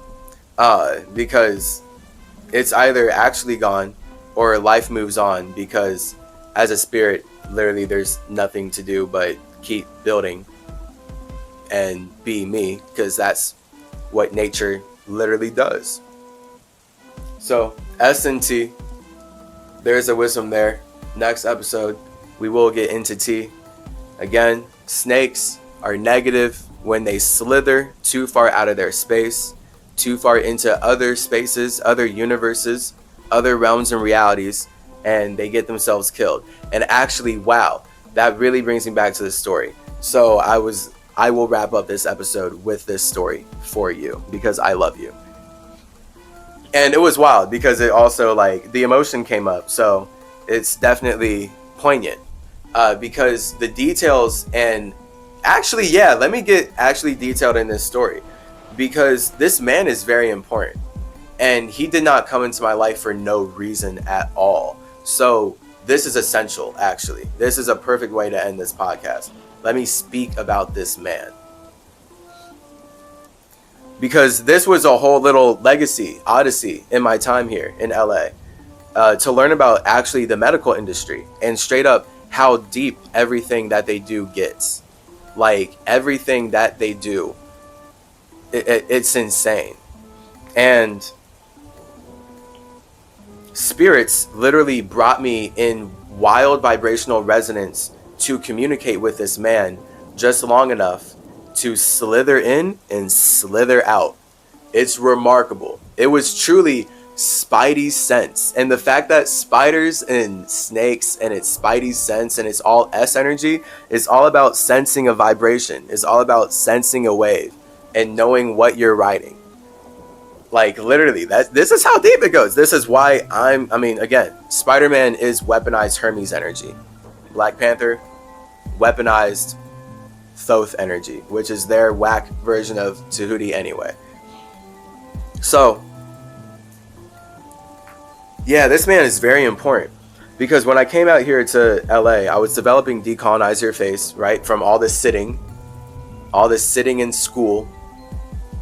So many S's. All this sitting in school, messing up my spine and getting me misaligned and like creating issues inside of my body. So, like, I wanted to keep that separate. Like, that's so separate from the spirituality, but now it only makes sense with the spirituality as I've just can keep expounding upon and need to perhaps reel it back in. Because comedy. Too much nature. Because just as Chase, like, before I got so ingrained in this, and ingrained in my own space and using fasting to decolonize everything that I've been through here and like all the ideas of this realm. It was through me being here as Chase, working on Decolonize Your Face mainly, and a fasting course mainly, and then getting into the Emerald Tablets and starting to make those videos as I was having my Thoth journey, and then started getting into my Hermes journey and started getting into my then other deeper journeys. This is not about my other bodies because it's been like a odyssey of my mind as Chase now dipping its awareness into different bodies of myself so that I can learn about my overall vibration as a spirit, because I've been living this past 24 years like everyone else, trapped in a wave of having to believe that I am what a white supremacist slave person wants me to believe, that I'm a body, that I'm flesh, that I'm light. Now it's about to be that I'm consciousness or something, but in general that I am the light, or that I am just flesh or something. And I was forced to make that work because I'm forced to sit in school and regurgitate that all day, every day. So that's the wave. Like, that's a snake. If I went too far out of my space in school, I would get killed. Literally. Like, that's how they have it all set up. It's wild. So, this lesson in this story is like literally just spirits. And it's amazing, like, spirits has started with whatever. Spirituality, spirits, same. But I'm just now getting hyper conscious of the S's. They were showing me the importance of not slithering too far out of one space. And yet the importance of actually doing that, though. Because as a snake, you can gather information. Like the whole... But then that's where you can gather way more information actually flying. Like when you... like that's actually when you connect with yourself, you can get way more. But at the same time, like, no, like snakes are on the ground. Birds are in the air. When you're flying, you're a bird. You're in the air. But as a snake, it's important to do groundwork. So I came to LA and I did some groundwork. I did like spiritual groundwork. And my spiritual groundwork was as Chase getting into really using DMT to separate from my body and do that in a way that allowed me to communicate with my dog, travel to other spaces, and I was already doing that, like realizing and developing these possibilities with fasting, because again, when your body is not eating food, you're naturally releasing more DMT. Like DMT is a compound created by all living things. It's about connecting your body to your spirit, so you, as a spirit creating the mind, don't actually get lost in the body. So when I was using DMT to separate from my body, there was one specific flight when I laid back and closed my eyes and everything was black. And then there was like a green light. Everything opened up. It was like green emerald. And then it just flew. And I flew out. So that's like my mind leaving the body. Boom, the body of like blackness, closing the eyes. Now I'm seeing all these lights. And I was basically flying inside of a spaceship, which is like an atmosphere, minds, of all these other spirits. So we're all communicating. And it's basically a conglomerate. It's not an actual organization. I mean, we're organizing, but it's not a corporation. There we go. No one's necessarily making money, but we are communicating. And like we are building a structure naturally from communicating, but like the focus of communicating and building the structure is not to make money. So the focus of this communication, actually, they like immediately, we were talking about children. So this whole flight, this whole trip, literally, there's no better word than trip. That's why life is psychedelic. I'm psychedelic symmetry. Life is one trip. So this trip out of my body back closer to my soul, based on using my mind to travel into the astral realm. This trip is what allowed me to communicate with all these other spirits. They're like gold and green and like they're smiling. There's so many different just families. Like there are families from all across the universe. Like they all had totally different bodies. I'm not even going to get into trying to explain them now, because it's just like they all like get to look like how they want to look. That's the point. Down here, we look more like forms that we are choosing to be more relatable versus being more individual. So their forms are way more individual because they're literally just using light to articulate a more authentic representation of their imagination than I can as Chase in a body. Boom. So talking with them, it was all about the importance of children. All about the importance of protecting kids. All about the importance of making sure that children are actually safe and safe to communicate freely, because spirits that pop into children, like pop into the body of a child, like when the spirit is born, the point is a spirit is unaware, as in like you're aware, but you are aware to a certain degree, which is like much closer to unawareness than, I mean, of course, a child, let alone a teenager, let alone an adult, right? So it is about going from like this unconscious to subconscious and then conscious level. And now you can use your consciousness to reflect on your subconscious, which is your past. And now you can learn way more about your unconscious, where you're creating your consciousness from and who you are right now. So when I'm flying in like this whole spaceship with all these spirits communicating about children, the importance of protecting them, all that, it was becoming apparent that my trip here in LA it was all about literally children and the medical industry and my awakening as Hermie. And I never put words to this until now. So that's, hey, I'm glad I'm doing this podcast. Way to go, Chase. And way to go, you. Thank you. Thank you, everybody. Because this is lit. Everyone's making this possible, of course. We've all been making this possible through past lifetimes and everything. So it was just like very awesome. Like it was just very wild to go through all that. And now it's really cool to be able to sit here with you and reflect upon it. And I'm very glad that I am taking the time to do this, because I said that this one was going to be shorter to myself, and it looks like it's not. Whatever. It's important. S episode. Because the spirits were speaking to me about the importance of children and protecting basically their health.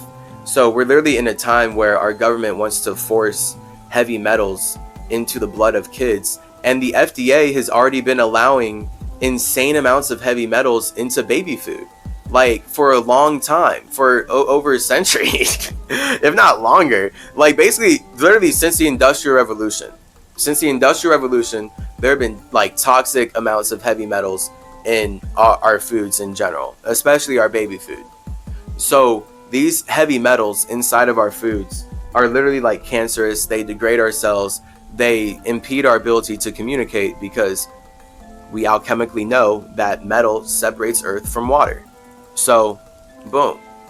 The whole point then of putting these heavy metals in our food is to actually separate our water from our bodies, to separate our blood from our cells, so that they can't communicate as well. Now we can't actually get the air going that allows us to move. And then this is how the medical industry comes in with Chase Calloway's caduceus to cause more problems while appearing like they're about to heal you for what they've already created by forcing you to live this sort of lifestyle. So after this trip, basically, where, long story short, it's just them, all of us, like so many races of spirits, like it's like many races, many families, we're all coming together, and it's like they're basically working, I'm sure, like with me, because they're not in a body. So it's like me being in a body, I'm the individual spirit that chooses to come down here in this way. All these other spirits are communicating in different ways, and we're all like communicating and like doing our thing, but I'm the one who is down here doing this, and it's up to me to relay messages. That's why I'm Hermes. So of course it's about the importance of children, and me really sharing the fact that we're all children. That's where then I start to develop the number thing here in LA. I've developed basically everything here, actually. Snap. LA's been awesome. I've developed almost all of my spirituality here, actually. Like everything that I've logically built up. Like I've had my awakening before, and then right after my awakening came to California and started having it here. Yeah, Callaway in California. Now I'm in Chatsworth. So here I am making my Chatsworth something, and I'm riding a wave. Literally, I'm here riding the wave with all of you. This is the importance of astrology.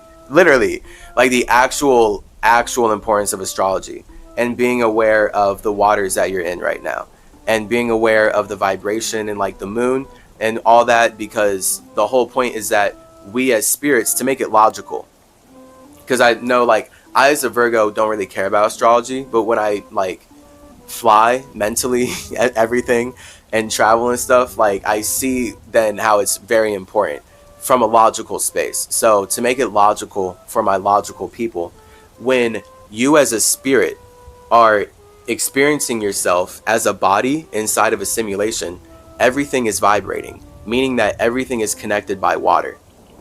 So the movement of other bodies in the sky are actually important. Just like if you think about you being in a pool and there's a movement of other bodies in a pool. So if there's a really big person in a pool, let's say this person is like 700 pounds and you're 500 pounds, it might be important. I said 500. Hilarious.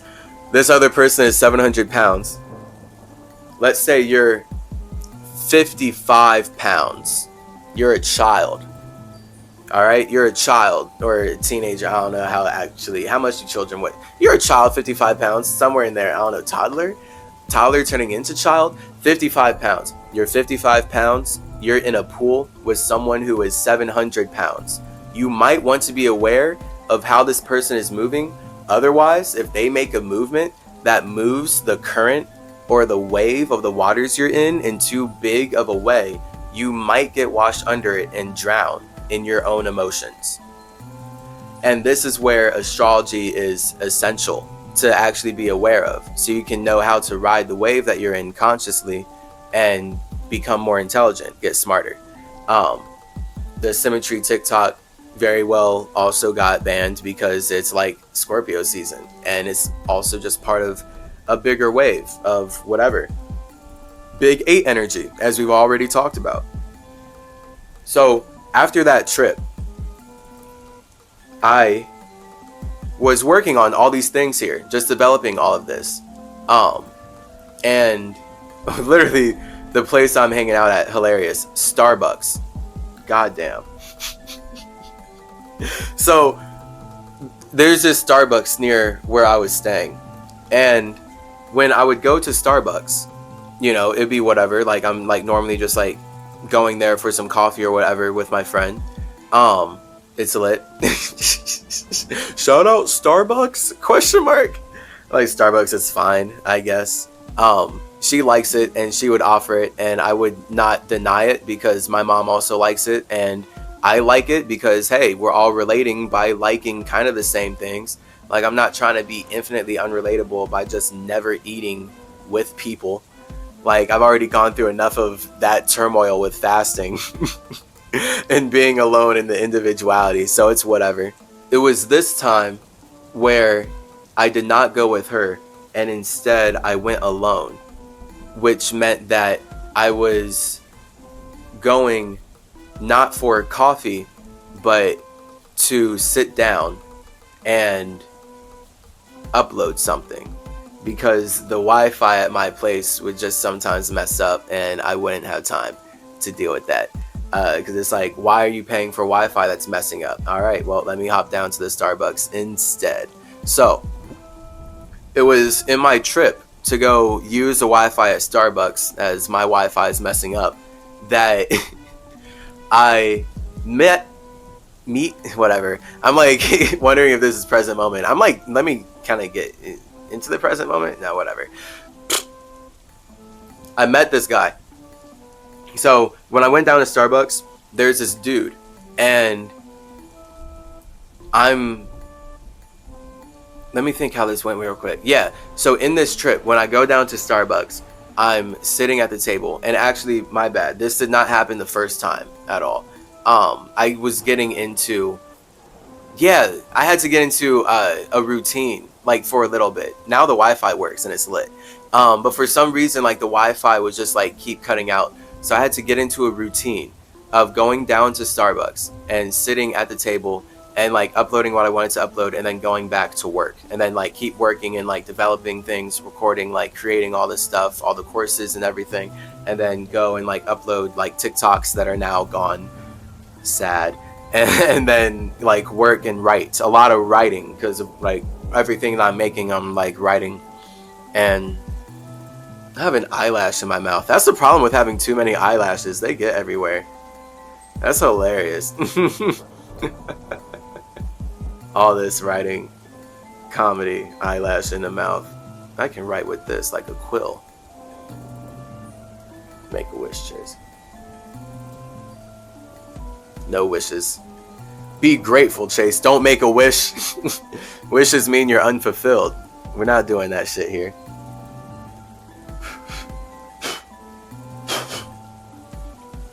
So, it was one of these times where I'm sitting and writing that there's this guy. And this guy, he's sort of like built kind of like a biker dude. Sort of like a Sons of Anarchy type of dude, but more clean cut than that. But then, like, he has like scars and stuff like on his face, and his like skin looks really messed up. And he looks friendly in general though, but his like skin, his body's like super messed up. So he's like looking at me, and then I see him looking at me, and I'm just like, yeah, whatever, like, you know, meh, like, everyone looks at everyone. He ended up commenting on my shoes, and I'm wearing the red shoes that you can see these shoes featured in the Sim of My Trees music video.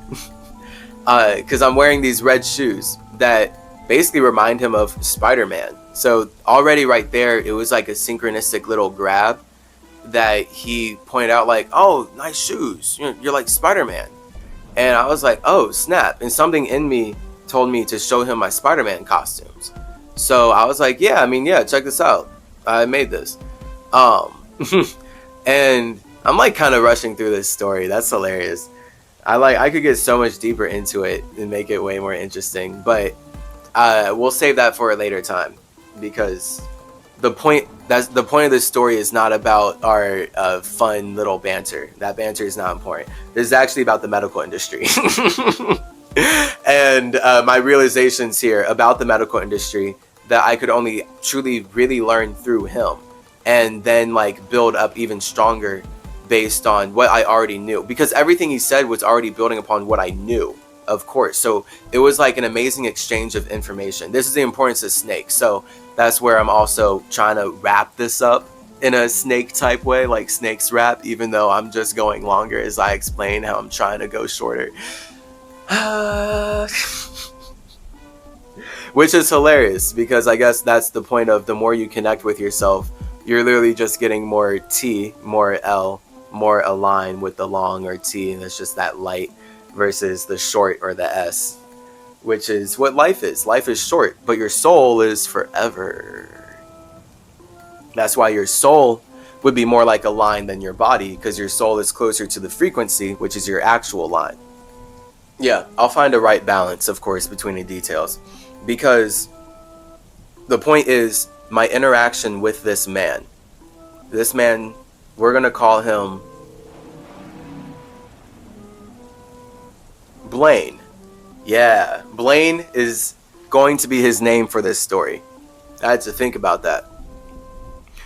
So this man Blaine, it was very synchronistic. It was right after this trip of talking with all the spirits about like the importance of children, and like being like super excited about that trip out of my body, and communicating with all those spirits and having such a great time, and seeing the importance of like how we've been building structures for children, because we're all children.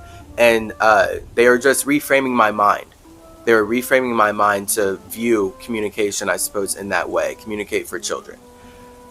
Which is now what I'm like working on.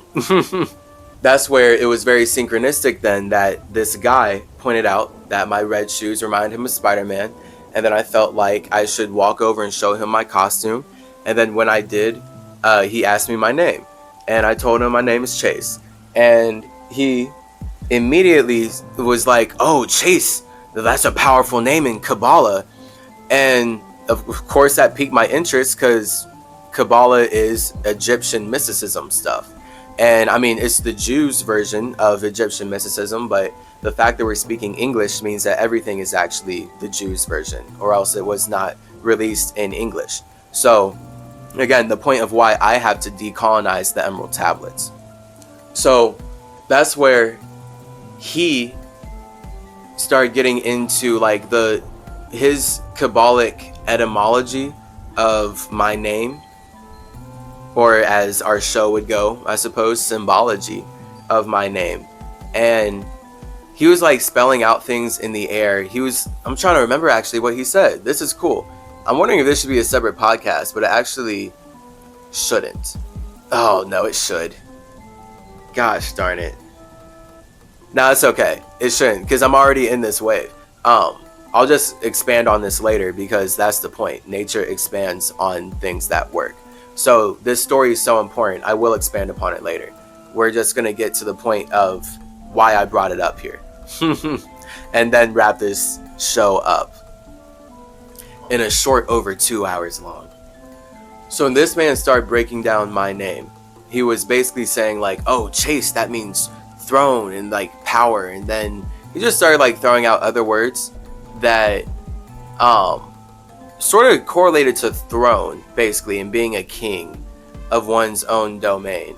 And then I was like, oh yeah, that's cool. And like we just started talking more about Kabbalah, and I actually learned a lesson here as well about how people can't perceive you past themselves. Because me and my desire to be understood, I told him like, oh yeah, I'm actually like the spirit of But it was hilarious because when I was getting to the point of saying I'm the spirit of Hermes, so I totally get like this Kabbalah stuff, this woman came out, and this woman who works at Starbucks, we're gonna call her Floyd. Blaine and Floyd already know each other and they're super friendly, so immediately they get into a vibe, and then Floyd is like super friendly to me, and then Blaine starts talking to both of us about the importance of Kabbalah, and like he's basically trying to put us onto his version of spirituality, which is like, I already get it, and to me, I'm happy because it's way more in line with just elements in nature. So then I was able to like put him on to what I'm sharing here and everything, as far as just how do spirits create life with elements and correlating it to words and everything based on whatever awareness he's had at the moment. But he's like talking in ways like, oh look, like there's this tree. Can you imagine that this tree could possibly be an antenna? And I'm like, bro, yeah, what? Absolutely. I'm like, absolutely. Like, the whole point of the tree is that it is a structure created to receive the mind, so the mind can now perceive what the structure is created inside of, which is also a structure, and it's just light bouncing off of other light bodies, all vibrating. For sure. Absolutely, bro. Like, yes, definitely. And it was just like funny getting past that, because he very much had a lot of talking down to energy, which I've learned, like the ego, basically everyone kind of wants to feel like in some way they're talking down to someone. So, and that's just when like we're in our egos. Like if you're someone who's not in your ego, then like, yeah, of course you don't want to feel like you're talking down to someone. And if you're someone who's in your spirit, then yeah, you definitely don't want to feel like you're talking down to someone, because it's all air. But then when we see that air plays out differently in different atmospheres, air is always on top. So really, anytime you're like speaking in general, it kind of appears like you're speaking down to someone, because anytime someone's listening to you, we know that your words are earth, and earth has gravity. So the longer we wait in your words, the longer we're paying attention to your creations and giving life to what you've got going on. And then that's where we literally create life together based on how long we wait in relationships and listen to people, and then build our own thoughts and ideas around what they're saying and what they've got going on, literally. Like, this is how we build our minds. See, it naturally works. So then we can see it play out in physical reality, and then we can reflect on physical reality, knowing that it's a reflection of us, and then boom, boom, boom, learning, communication. So let me actually get through this. I will make a separate episode for this story. So just know this man's very interesting. All right, I will tell you about Blaine. His name's Blaine forever. Because it's so not his name in real life, but I like Blaine now. But this is the opening of how I met Blaine, and then this is the closing of how I met Blaine, and it's the point of the snake. I'm not going to get into the medical industry part, because I actually have to go. I do have things to do. So that's where I'm going to get into the medical industry for a different episode, talking to Blaine, because my relationship with him is awesome. But it's all about the snake. Okay, so this is why it's important for this episode, and then next episode we'll talk about the tea, because your home is your tea. So I'm in my home, in my stability, alone. The S is about leaving your tea. So the serpent leaves the tea and slithers out. If the serpent goes too far out, then it'll get killed, and it can't come back to its own tea, because snakes do like to live in trees. So it is about your body living in your soul. It's about your energy living in your own vibration. So when I would travel out of my space to go to Starbucks and upload stuff, and I ended up meeting this man, Blaine, and he ended up complimenting my Spider-Man shoes, and I showed him my costume. He was like, "This is way better than Hollywood." I'm like, "Thank you." He started like gassing up my costumes. He was looking at them. I really appreciated it. It showed me like, yeah, I need to get back into making costumes. And then that's where the girl who came out was actually into cosplay. So then we were all talking about costumes, and he was like, "Show her your costumes." And I showed her. She's like, "These are amazing." And I was like, all right, I gotta like make costumes again. But that's where I want to make this symmetry costume, and just I have many costumes I like to make, for sure. It's just about, me not having the shadow clone ability yet. So this is where this first conversation with him was like this three-way talk between me, him, and this other girl. And it was like a solid 2-hour conversation. And it's funny because it's like right in the heart of this whole pandemic thing. So it's very much was a whole lesson in seeing how hungry people were to finally communicate when they had the chance.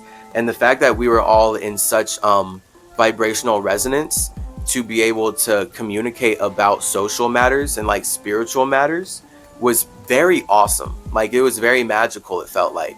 So that was so therapeutic after like so long of not being able to communicate, because we're being told that it's healthier to not breathe air and not see each other face to face, only through screens that we pay money to the people who are telling us not to breathe air for. The relationship with this man started out amazingly. Like, I have not reflected on the relationship with Blaine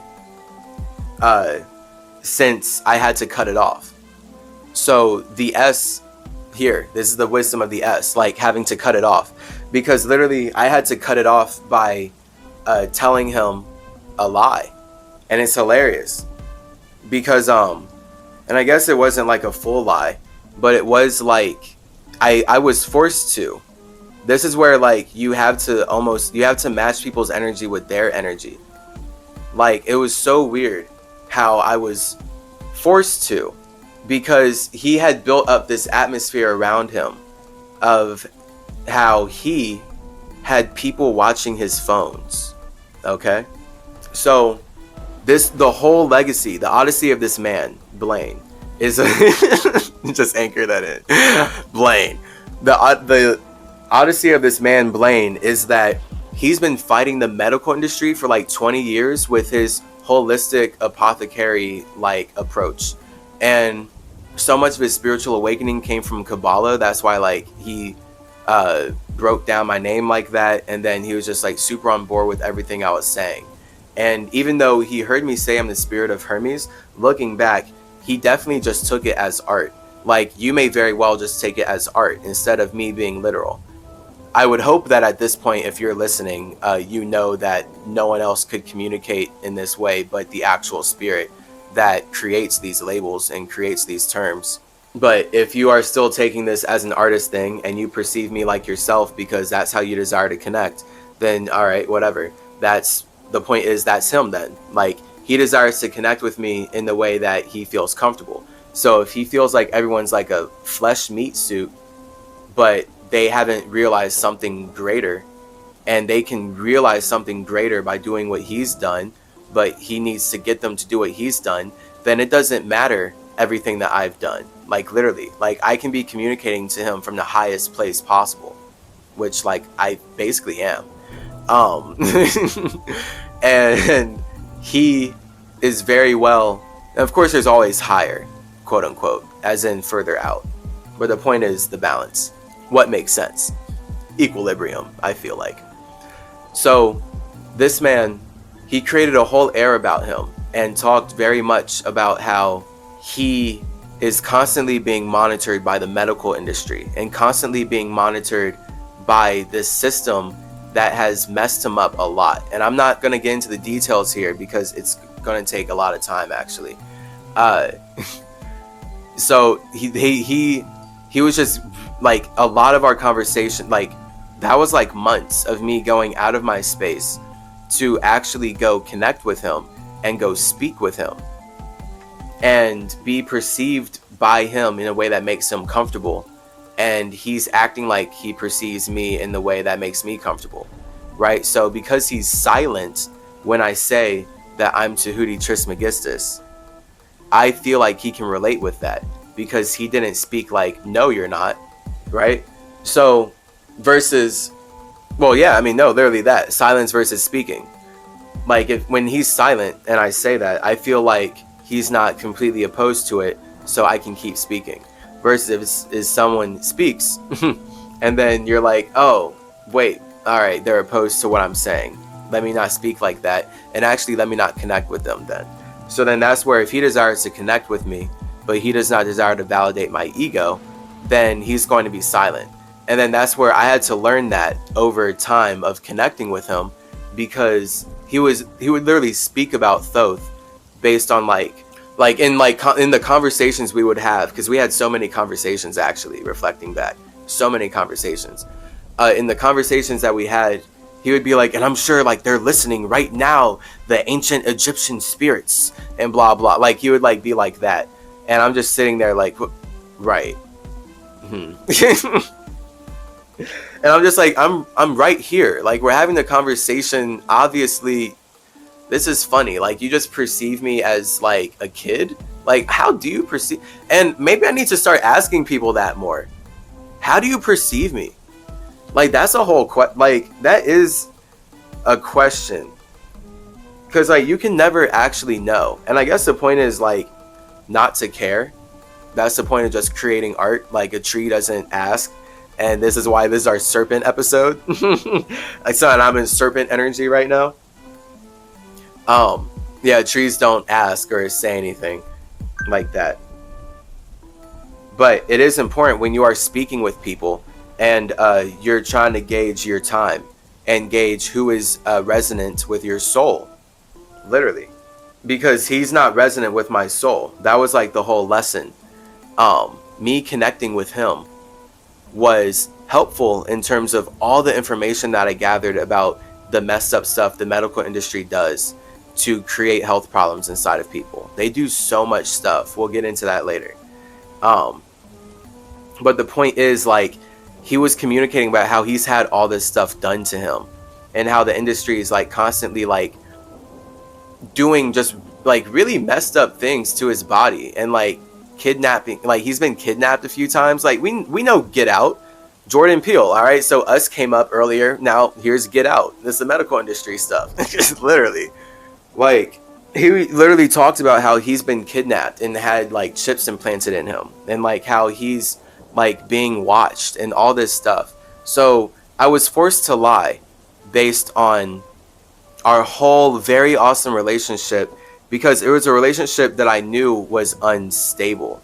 There's no actual like future here based on how lost in his own vibration he is. Like he's like really just like lost in his wave of dealing with all of this turmoil, literally dealing with all of the thrashing around of having his life messed up. So like every time we would convene and hang out, I would learn more, but like he would like, the point is the foreshadowing was there about how the more you connect with someone, the more your waters mix, and the more your waters mix, you become inseparable.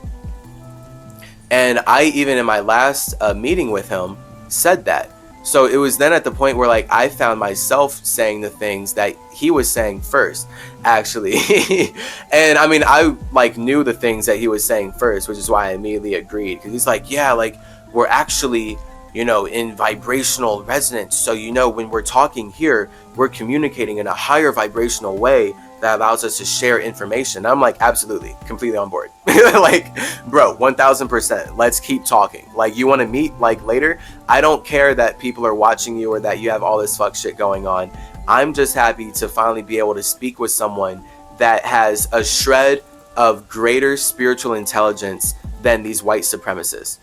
So, and this is like a very white dude. That's where it's like, I have great time with white people. I love white people, by the way. People perceive that I hate white people. So that's a question, like, how do you perceive me? Oh, you think I hate white people? I don't. I love white people. I hate the people who have us limited in our form of communication like this and have us fighting each other with these whack ass labels. Those are the people I hate. I love white people. I have fantastic time with white people. Honestly, a lot of my life experiences, I've had a better time with white people than black people. They keep things literally light. Like, black people get really heavy and they get really mean.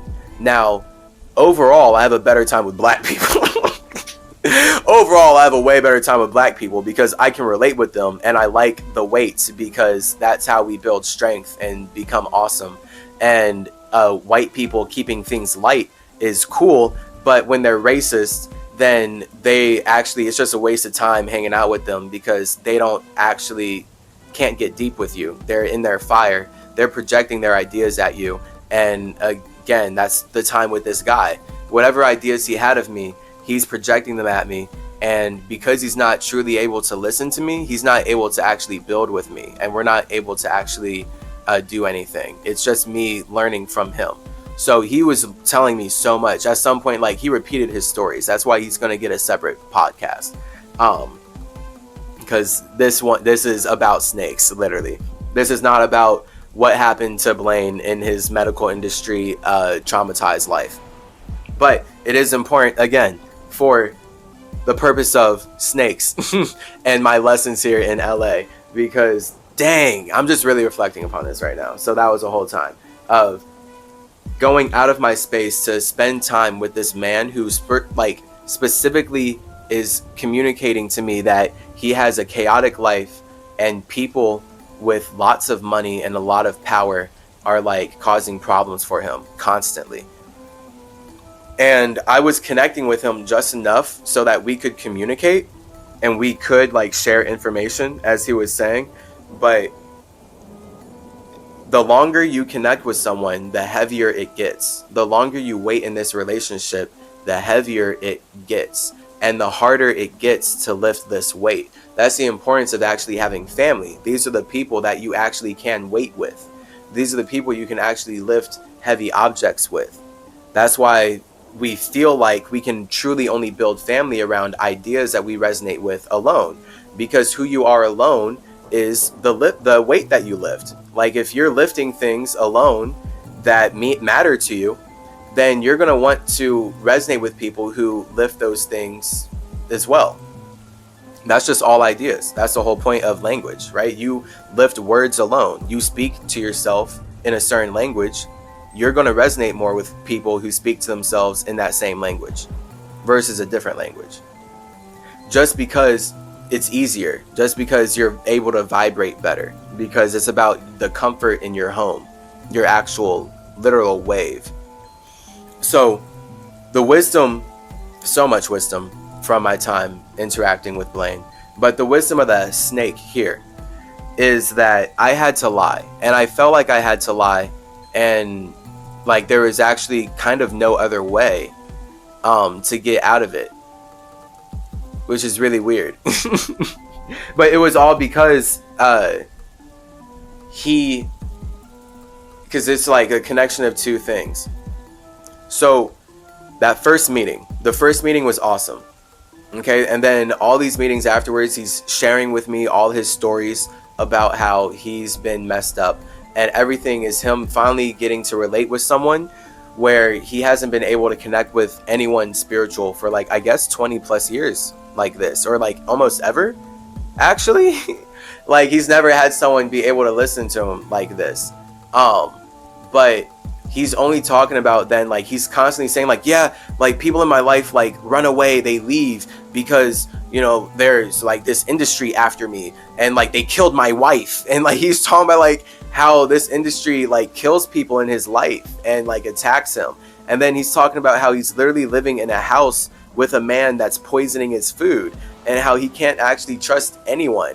And like he's living such a wild life here in LA, and he's like so intelligent. He's like so intelligent and so alone in his intelligence. And it's like amazing, because the point is I kept spending time with him because he was in complete vibrational resonance with the communications I was having with the spirits about children and protecting them.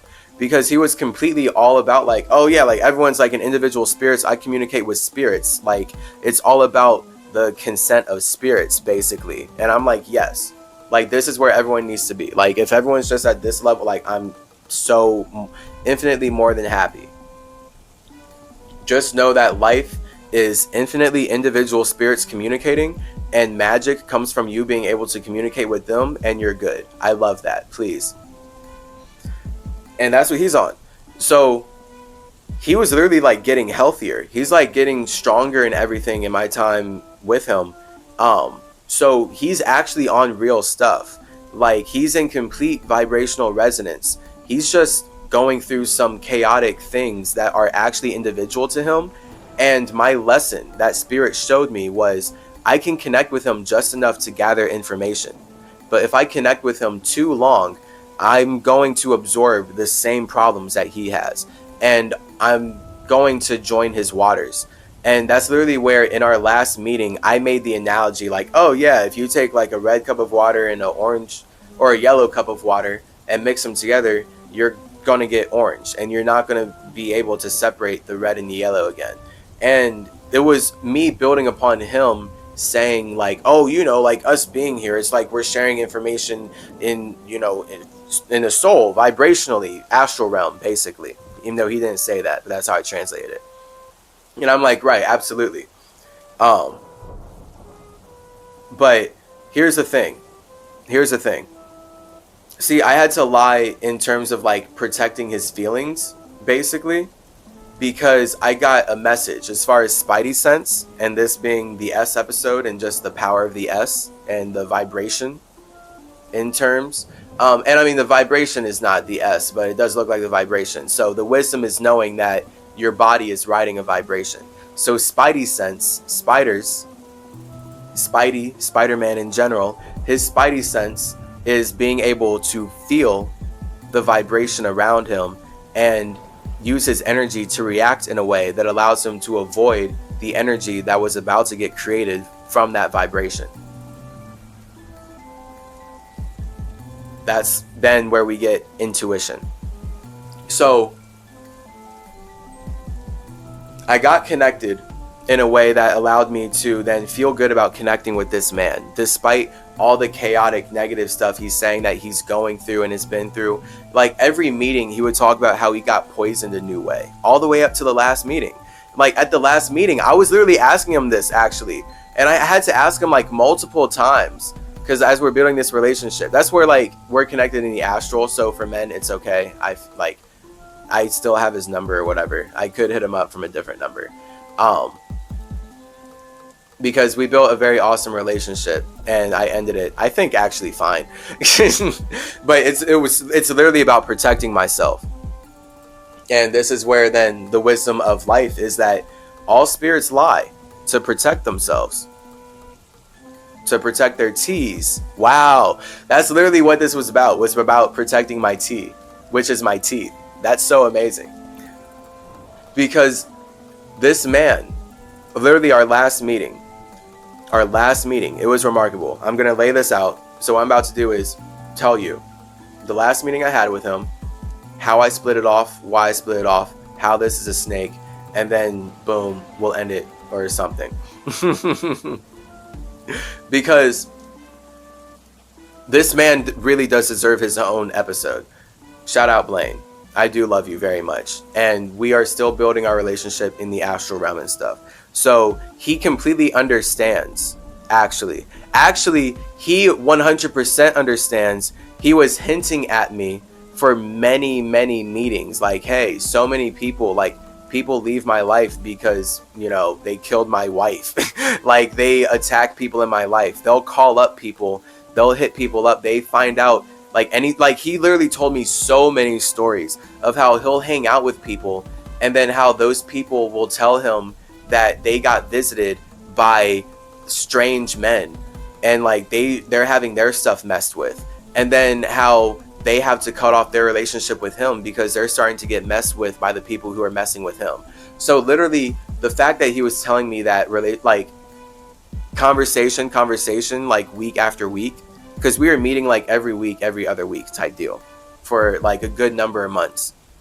Literally he was shouting at me like, hey, cut me off, all right? For your own health. So I did this, and he knows what I had to do. And it was especially after this last meeting, he knows what's up, because this is really weird. All right, I'm about to explain this for you, and you're gonna see how actually weird this is. This was wrong, disgustingly wrong. But it was a whole lesson of Spidey sense, literally. So now I have this as my Spidey sense bag in this memory, and I can share it with all of you. And then we can all level up, because it's all about communication. and people can only communicate what they connect on.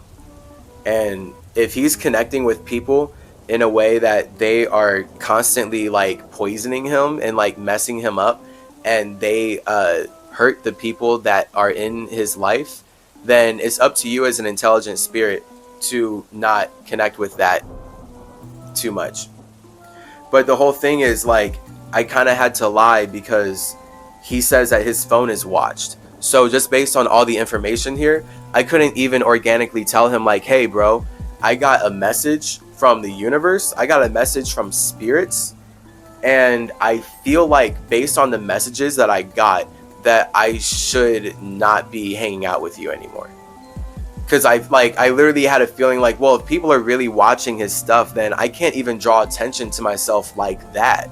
This was literally like I had to go from full S to T mode. Like S is visible, like just going out of your space, and T is like I'm invisible. Like I'ma just grow. I'ma grow from the inside out. Like hold up. Because if I keep going out of my space, I'm about to get messed up by the issues that you're getting messed up by. Like being a strong spirit is a lot of the times about being a silent spirit, okay? Because when you're silent, you can listen. Strength isn't about just projecting out what you want to see. That's the white supremacist idea of strength. I'm Tahuti, god of the moon, not god of the sun. God of projection, Hermes, god of communication, god of Mercury, Mercurius Ter Maximus. It's all about reflecting upon the light being projected at you so you can communicate in a way that allows you to build something greater. And build something that makes sense because it actually serves the universe and serves the needs of everything going on around you. So this last meeting, I go down to Starbucks and open the door, walk in. Usually, I don't have to open the door and walk into Starbucks because this man is sitting on the outside.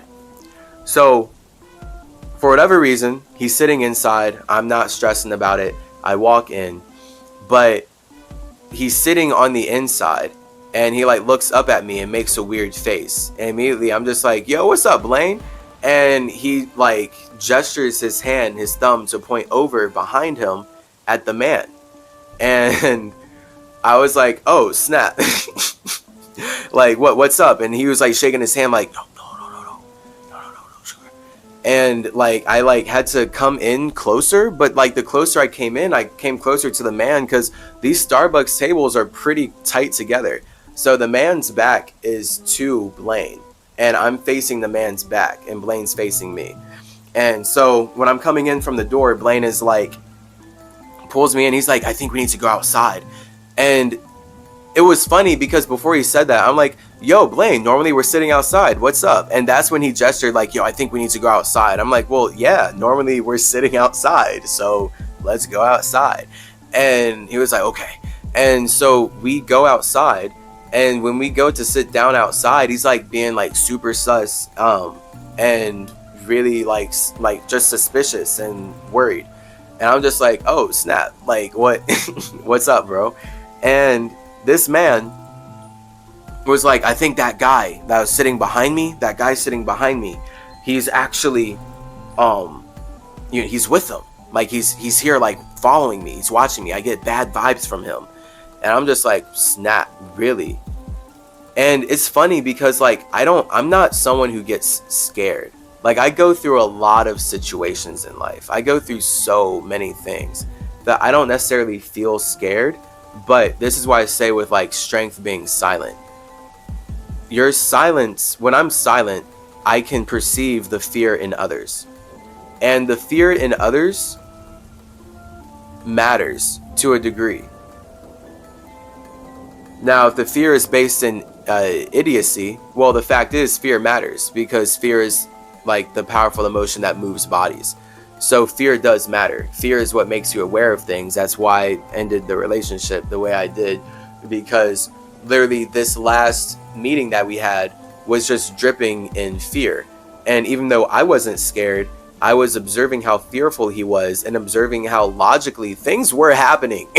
And it was actually super sus. And it's weird, like, I had to learn, like, yeah, I was truly not scared in any way, but I probably should have been. And that was the point of the trip and the point of me sharing this in the podcast right now, and why this episode is really important. Because it's all about the snake and spidey senses, and just the s in general. And s is steam, it's air.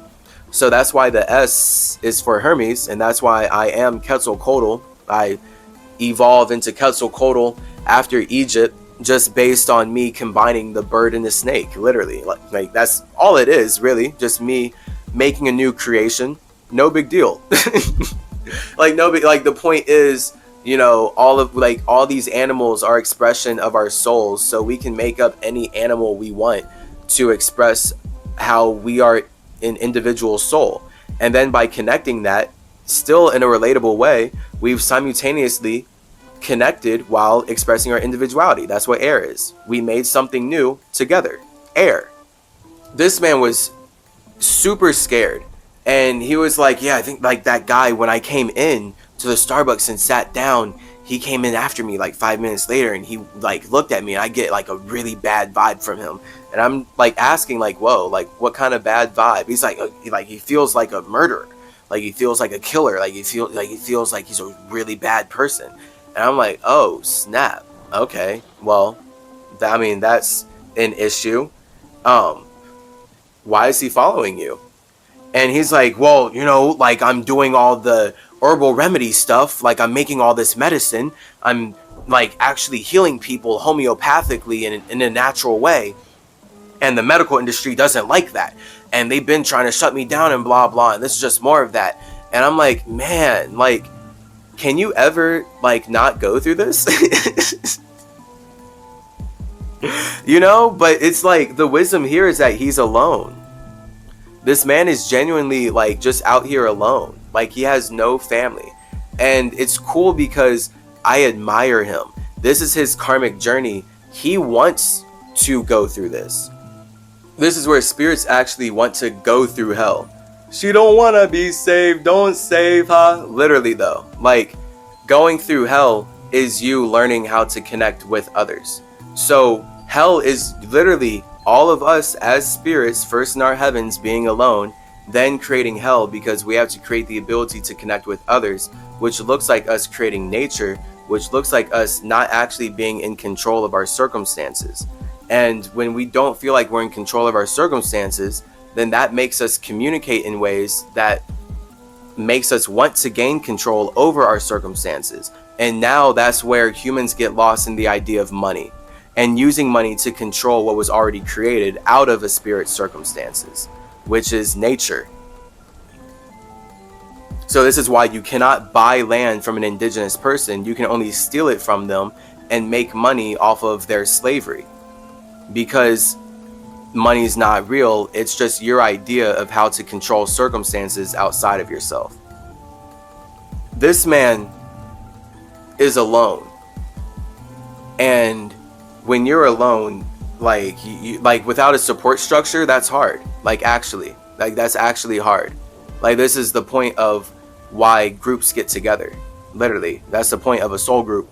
Literally, this is why your body is cells coming together. Literally, like if the cells in your body were not coming together in a harmonious soul group vibrational resonance type of way, then you're not going to be healthy. Again, that's why the medical industry is using my caduceus to put metals into your body and to poison the whole planet. Because they're literally, that's their way to make money, to create a sickness that they can then build a system off of. This man has created a circumstance for himself where he is literally living in a house. He says that he's living with a guy who's actively poisoning him and working for the people that are stalking him. So he says that like he'll find his pants like covered in poop and stuff. He says he's dealing with fighting the Freemasons. Like this is who he's fighting. So he gave me so much information on the like that's the later episode. He gave me so much information on how the Freemasonic order and like the Jesuits the whole white supremacist just system, all this stuff, the Freemasons, literally the presidents of the country, these European government people, the people who made money to control circumstances outside of themselves, literally. These people. He's actively fighting them. So I admire this man, and I actually send him my kudos. He's very awesome. I love him. This was a situation in the universe where everything like lined up perfectly to show me that it was time to get out of this circumstance, because he was fearful. I wasn't scared, but he was really communicating hard, like, yeah, this guy's following me, like he's watching, blah blah. If he comes out, he's watching us. You need to watch out and everything. And I'm like, all right, like for sure. So then we kept talking like everything was normal. Guess what though? The guy comes out naturally, like literally naturally. The guy actually walks out, and it did look suspicious. Like the guy like had a hat and he's looking down, and immediately Blaine freezes up. He's like, and oh my gosh, no, this is what happened, because literally we're talking about spiritual things. We're getting really deep into spiritual things. And when the guy walked out, he immediately got scared, and he wanted to change the conversation to like being at the bar. And I'm like, why are we scared of talking about spiritual things? It's just natural. What? Maybe this is why my TikTok got taken too, and why they're not gonna give it back and they're gonna be hard about it. Because like they're clearly like, even though I'm not scared, I'm supposed to listen to, what this realm is actually going through and what's being projected into my space, and like how everyone is operating, because that is reality. Spirits outside of myself are creating reality. I can't be here actually projecting who I am into it too hard, or else I won't be in the vibrational resonance with this wave to actually connect. That's the wisdom of the snake, by the way. Like because the snake is trying to ride the vibration, but 19 comes out to 1. So it's actually about the frequency. And when you express your frequency, or you put your fire out too much, that's too much individuality, and you're going to create this circumstance where you get your fire put out. If you shine your fire, or you shine your light too bright, and you transform the environment too much, then that is going to result in you having literally your fire put out. Because it's just about nature. Literally, nature is water-based. So if you're not able to connect in a water type way, then spirits aren't going to be able to relate with your visions. So that's the point of you having to channel your fire through the water into air. Now you can use your air to animate your body, animate your earth, and connect on other earth structures in ways that make sense to all the spirits that are choosing to be in the same simulation that you're in. So cool. This guy was super scared, and he was like, if this guy comes out, like need to like watch out. And I'm like, all right. And we were talking about spiritual things. The guy came out. We changed our conversation. Blaine immediately started talking like, oh yeah, I was at the bar with this girl acting like something else, whatever. And the dude literally pulled out his phone, and the guy pulled out his phone and put it up like he was making a call, but in reality, and I watched him do it because I'm facing him. Blaine is facing away from the door, because how we're positioned, the guy, when he comes out the door, he has to turn left, and he can look at me directly. Like I'm sitting directly looking at him, looking at Blaine, because I'm looking away from the door. So if he comes out the door and looks left, he's going to look at the balcony and see Blaine's back to him and see my front towards him. So he was acting like he's just literally, like this man just walked out and just started walking back and forth. Like he was actually just pacing in front of the Starbucks. And I was watching him do that, and we were like having our fake conversation about Blaine being at the bar. But I'm literally watching like, yeah, snap, whoa. Like, but I'm not scared, but like I'm watching it. And this dude literally pulls out his phone and puts it up to his head, and he's kind of acting like he's talking to someone, but immediately I'm like, he's recording me. Like, yo, like this man's actually recording me right now. Like he's walking back and forth, acting like he wants to be out here, but really just pulled out his phone, put it up to his head, and started recording me. Huh. And he did that for a solid, like, he had his phone up after walking around for like a good 3 minutes, for like a good 2 minutes, which felt pretty long, actually. I mean, 2 minutes is long if you count it out for someone to be recording you, and you don't want them to be recording you. So then he went back inside. So he acted like he went out to take a call, and then he went back inside, and then he sat down and like was doing his stuff after Blaine was super sus about him. So when he went back in, Blaine was like, did you see that? Did you see that? And I was like, see what? And Blaine had his back to him, but Blaine was like kind of looking over and like already sus, of course. So he just said what I was thinking, because I was asking what. I wasn't really like, I was thinking that in the moment, like, okay, he's recording, but I wasn't like super worried, like, okay, but like, is he really though? It was confirmed. All right, we connected on the confirmation the moment he turned around and was like, do you see that? He was recording us. And I was like, yeah. When he put his phone up to his head, he's like, right, he was pretending like he's on the call, but he was not on the call. He was recording us. And I'm like, he actually was though. Like, I had to literally just sit there like cold and calculated. Like he was actually he was actually recording us. Yes. Like, yeah, for sure. And he was like, see, like, that guy followed me. He's here. Like, he's doing stuff. He's trying to like get information on you and me, blah, blah. And this is where he then said, like, yeah, like, you have really, oh my gosh, it like freaked me out. It actually freaked me out. Because he was like, oh, you have really nice teeth. You have really nice teeth. And I was like, yeah, thanks. For sure. And he then started talking about that guy seems really violent. And I'm like, oh, okay. Yeah, I mean, like, what do you mean? And he's like, well, it's like he reminds me of this guy from a movie, like this murderer from a movie that I watched. Have you ever seen it? And I forget the name of the movie, actually. But I was like, no, I've not seen that movie. And he was like, oh, okay, it's like a movie where there's a serial killer guy and he like kidnaps women, and he kidnaps this woman and he wants the passwords to her thing. So he's trying to get the passwords to her accounts, and he's cutting off her fingers to get the passwords to her accounts. But once she gives him the passwords to not get her fingers cut off, he cuts off the rest of her fingers and tortures her to death. And I was like, okay. All right. I get that.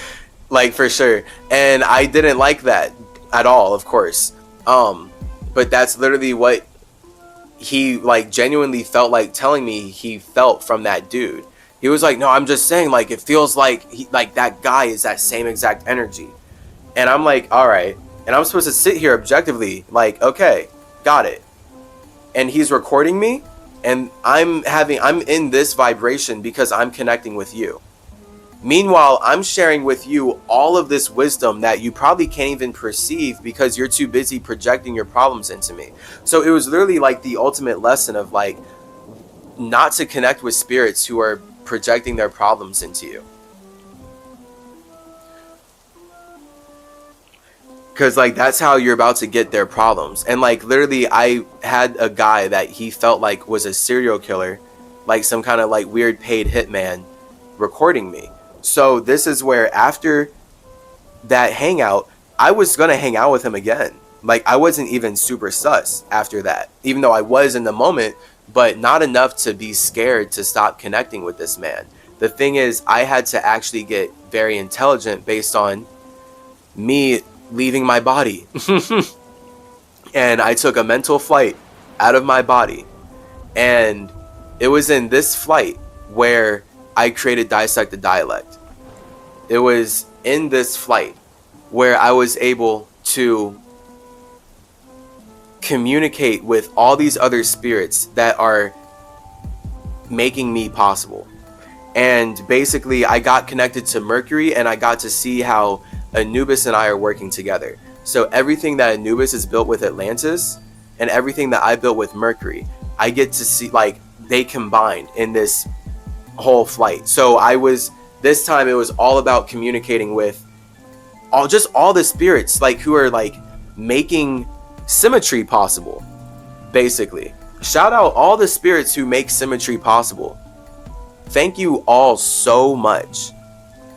Like, thank you. I'm so infinitely grateful to not have to be going through what Blaine is going through. He's gonna get a whole episode because he deserves to be talked about. He's gone through a lot, and he's a very interesting man, and I love him. Again, his name's not really Blaine. Maybe I'll give his real name out in the next episode, but right now he's known as Blaine. Shout out him.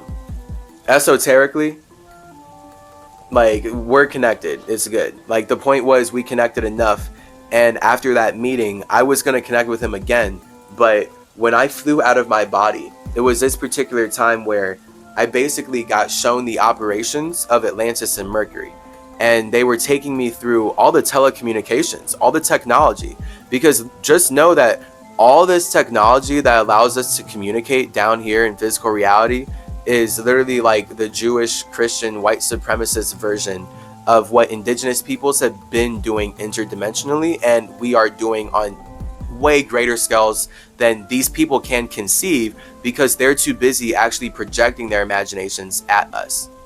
So right now, like, best believe, like, me doing this podcast is the best time of all these white supremacist lives. Like, all these actual, like, racist, evil, Judeo-Christian, baby-eating, Illuminati, Freemasonic people, spirits, whatever, all, like, they are so happy that I, as Tahuti Trismegistus, am actually here translating more of myself into English. They support me. They love me. They love Enoch. They love Mercury. They love Hermes. They love Thoth. They love Hermeticism. They love using Hermeticism to teach you that you should build their heaven and not your own. But they're constantly going to keep coming to me to learn how to actually build their own heaven. It's just, again, their version of heaven is enslaving you. So you could just come straight to Hermes and be taught how to be the master of yourself so that you don't become a slave. And this is why connections are important, because symmetry is connected. Like, trees are about connection. That's what our next episode will be. 20. Extra space for connections. That's what I saw on this whole trip, where it was like right after hanging out with him, the Mercurian death spirits, all my indigenous death spirits in general, they're like all the purple teeth vibes, and they all like are just super cool, super intense though, very intense. They were showing me how the medical industry was actively trying to come after me, literally, and how I saw the physical manifestation. Like, they were literally communicating this to me, and how they're protecting me. And I'm so, like, thank you guys. Like, the fact that I can even say this like this, thank you so much. So many spirits have to be working together to make sure that I can continuously express the wisdom from my space as Chase Clarence Calloway. So many spirits have to work together to make this possible, all based on me being the synchronicity. I'm here at the right moment. I came here for you. I came here to elevate you. I want you to awaken. I love you a lot. I want you to connect with yourself and be happy in your own space and build infinite worlds from there, so that the universe can expand in ways that we just allow all of us to connect. Because that's what we're going to see with virtual reality. Again, like, I'm talking about the indigenous version. The white supremacist version is us paying money to be enslaved in replicating what I'm saying with these words inside of their virtual reality world. That's what Mark Zuckerberg's up here about. You can be in your own home space on our virtual reality that you're paying money for, inside of a simulation that we are causing climate change in, because we're harvesting the land of indigenous peoples and enslaving all of you. What?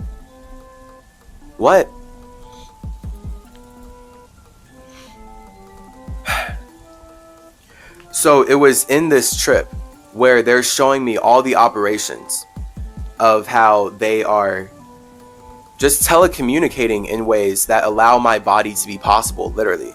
Like, you can imagine this on a cellular level. Like, I'm talking about it on an astrological level, like going up into the universe and like looking down at Earth and like all the simulations, like all planets, and seeing how they're all connected by spirits wanting to communicate, and then seeing the technology behind that and knowing that I'm very integral in setting all this up. I am the cosmic chi conductor. I'm Chase Clarence Calloway. I got the caduceus. It's all about communication. Again, the medical industry wants to use the caduceus to mess up your body's ability to communicate with all these injections. So, whatever. That's how they build their body to communicate. Fact is, it's communication, and life only matters because you're communicating it from the inside out. Otherwise, there's no matter. So, when they were showing me this, they were like very coldly communicating to me, and they ran my mind through simulations. That's where they literally ran me through simulations. After this meeting with him of like being recorded by the guy, and Don being like, yeah, he seems like a guy who like, he reminds me of the guy from the movie who busts into your house and cuts up your fingers and tortures you and gets all your passwords to your stuff. Like, it was literally a few days after, like when it was, oh my gosh, it was the day right before I was supposed to go see him. Like the day right before I was supposed to go hang out with this man, that I took a flight out of my body and got connected and was in these spaces with my Mercurian spirits and the Atlantean spirits, who are all working together to connect and communicate so that the universe is even possible in the first place. So boom, like that's how this simulation, it exists inside the universe. That's the point of Anubis being the god of death. He helps connect all simulations. Dogs are a man's best friend. So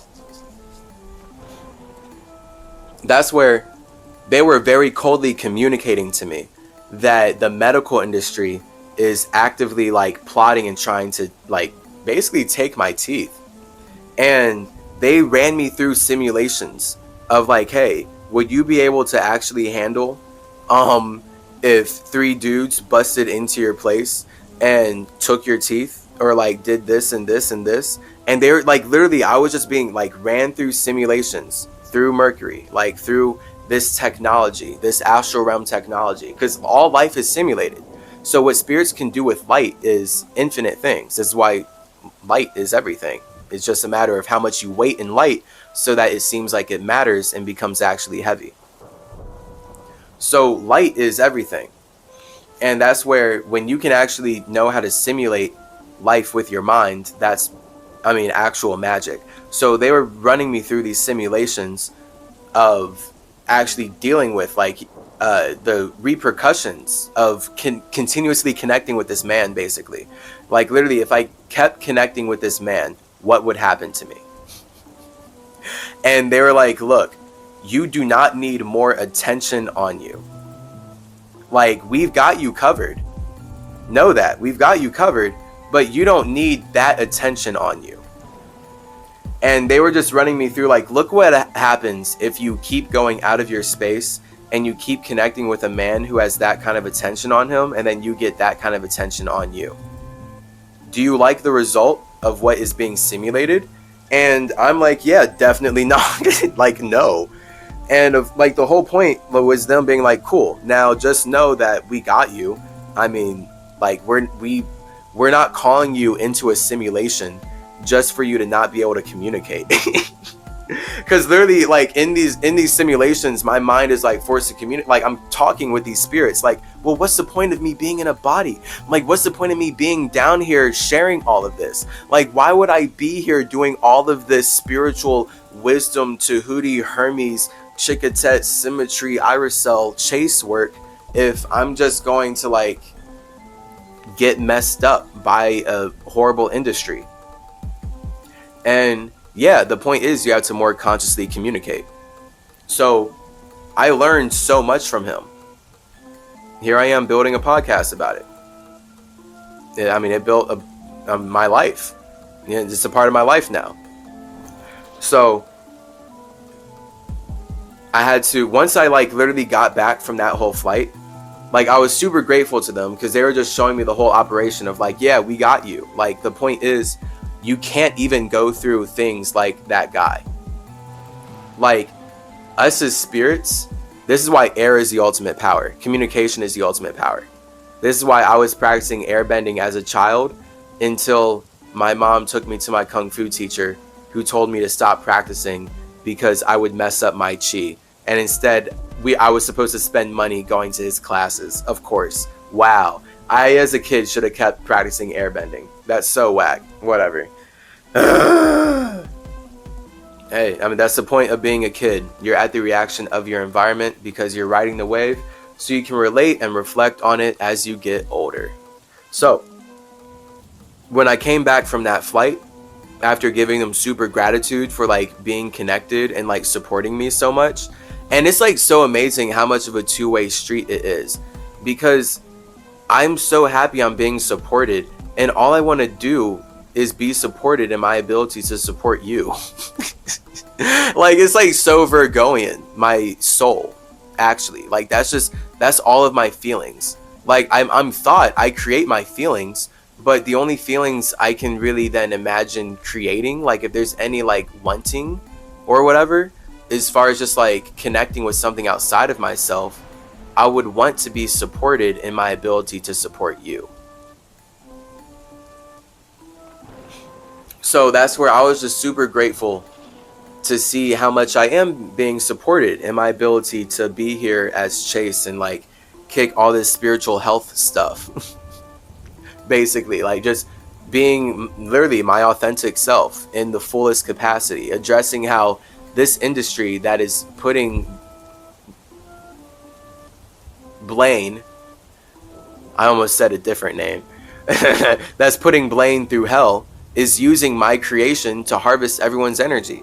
And I'm so glad I had the conversations I did with Blaine. When I came back from that trip, I literally had to hop on my phone and I canceled the meeting that I had with him by telling him that I was going out of town. And it was that simple. He was like, oh yeah, absolutely, like let me know when you get back into town. Haven't texted him since.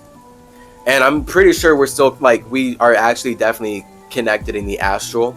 That's the point of like being intelligent, the layers of communication. Like me as a body here, I can't actually be going into circumstances like that. Versus my mind can travel and do anything. Like my mind can travel and communicate with him in ways that aren't even possible with the words that we have inside of these bodies. So if he is even aware in that level, then there would be no point in me actually using my words or my body to go communicate with him. I could just use my mind and we would get way more stuff done. We'd be way more productive. So again, that's like his limits then, and whatever. That's where you have to connect with everyone on their level. And the level that he's connecting with reality on is, I'm alone because I'm getting poisoned and everyone gets harassed.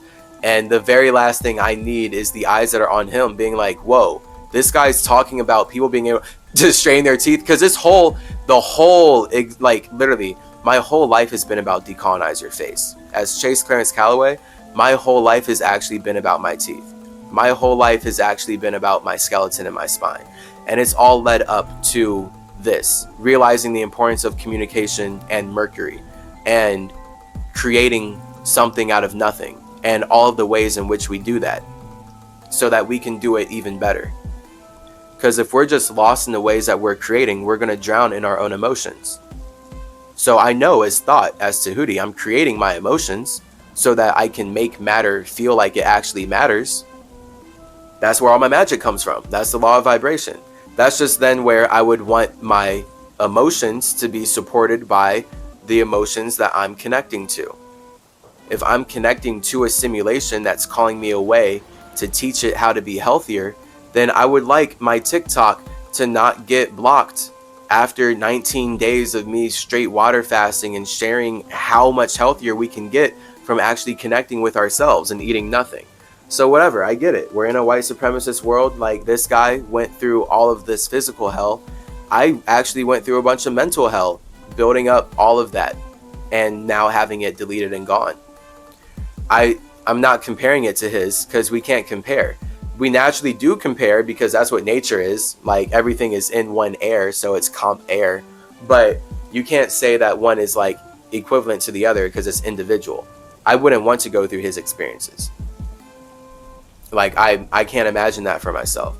I wouldn't create the circumstances with my communication abilities to go through that, which was the point of me getting out of there and using Spidey sense. Because the conversations with him, like, it just kept asking, like, where is your Spidey sense, bro? Like, where's your super sense awareness? Like, what's going on here? How are you still getting poisoned by these people? Do you just want to get messed up? Like, huh? So, like, maybe he does. But that's where I had to tell him that I was going out of town. We did not meet up that next day. I have not texted him since. And he's never texted me. Like, are you back in town? Because I'm pretty sure he knows. Like, I'm pretty sure after that last meeting, he's like, this kid better not try to see me again. Like, I'm going to want to see him again because I want to connect with someone who wants to connect with me. But for his safety, like, literally, I'm sitting here alone at Starbucks with a guy behind me watching me. And then the kid, because I'm a kid to this man. This man's like 50 something. So, all right, so like, I'm 24. He's calling me a kid. He's referring to me as a kid, whatever.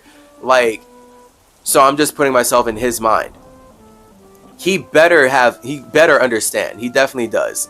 Like, for him to be in a Starbucks, like, oh yes, I'm meeting a kid and there's this man behind me who's watching me and he wants to hurt me and hurt the people in my life. And they killed my wife and they hurt my friends and do these awful things and kidnap me and mutilate me and blah, blah, blah, blah, blah.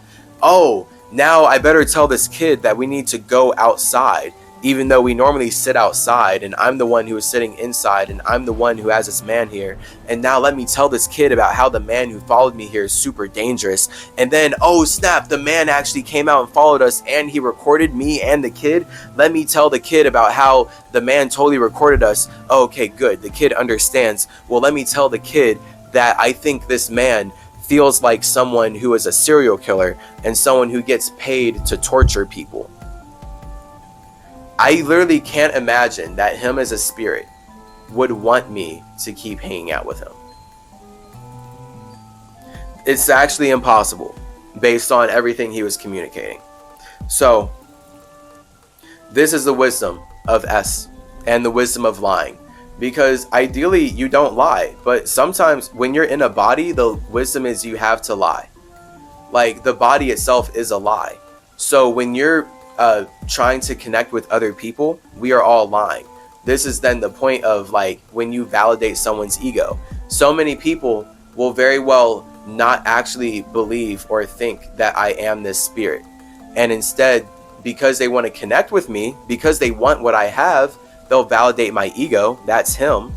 But he didn't actually believe I'm this spirit. He didn't actually believe I'm Hermes. He didn't believe that I'm Tahuti. He couldn't even, like, perceive it based on everything I'm saying. It's like he just can't actually perceive what I'm projecting out because he's lost in his projection of himself. So that's the wisdom of being a snake, and knowing that anytime you're connecting with someone, you have to lie and you have to look like them. That's why I look like a human in this way, and we all look similar. S energy, same. S and similar, same, similar enough to be able to vibe, to be able to ride a wave, and be able to project our ideas into each other and be silent and speak in a way that we all feel understood and we all feel like we're human and we all feel like we deserve the same rights in everything. Because the whole point is that we're all spirits creating life from the right to the left. So of course we deserve rights. We are the right. You do deserve freedom. You are freedom.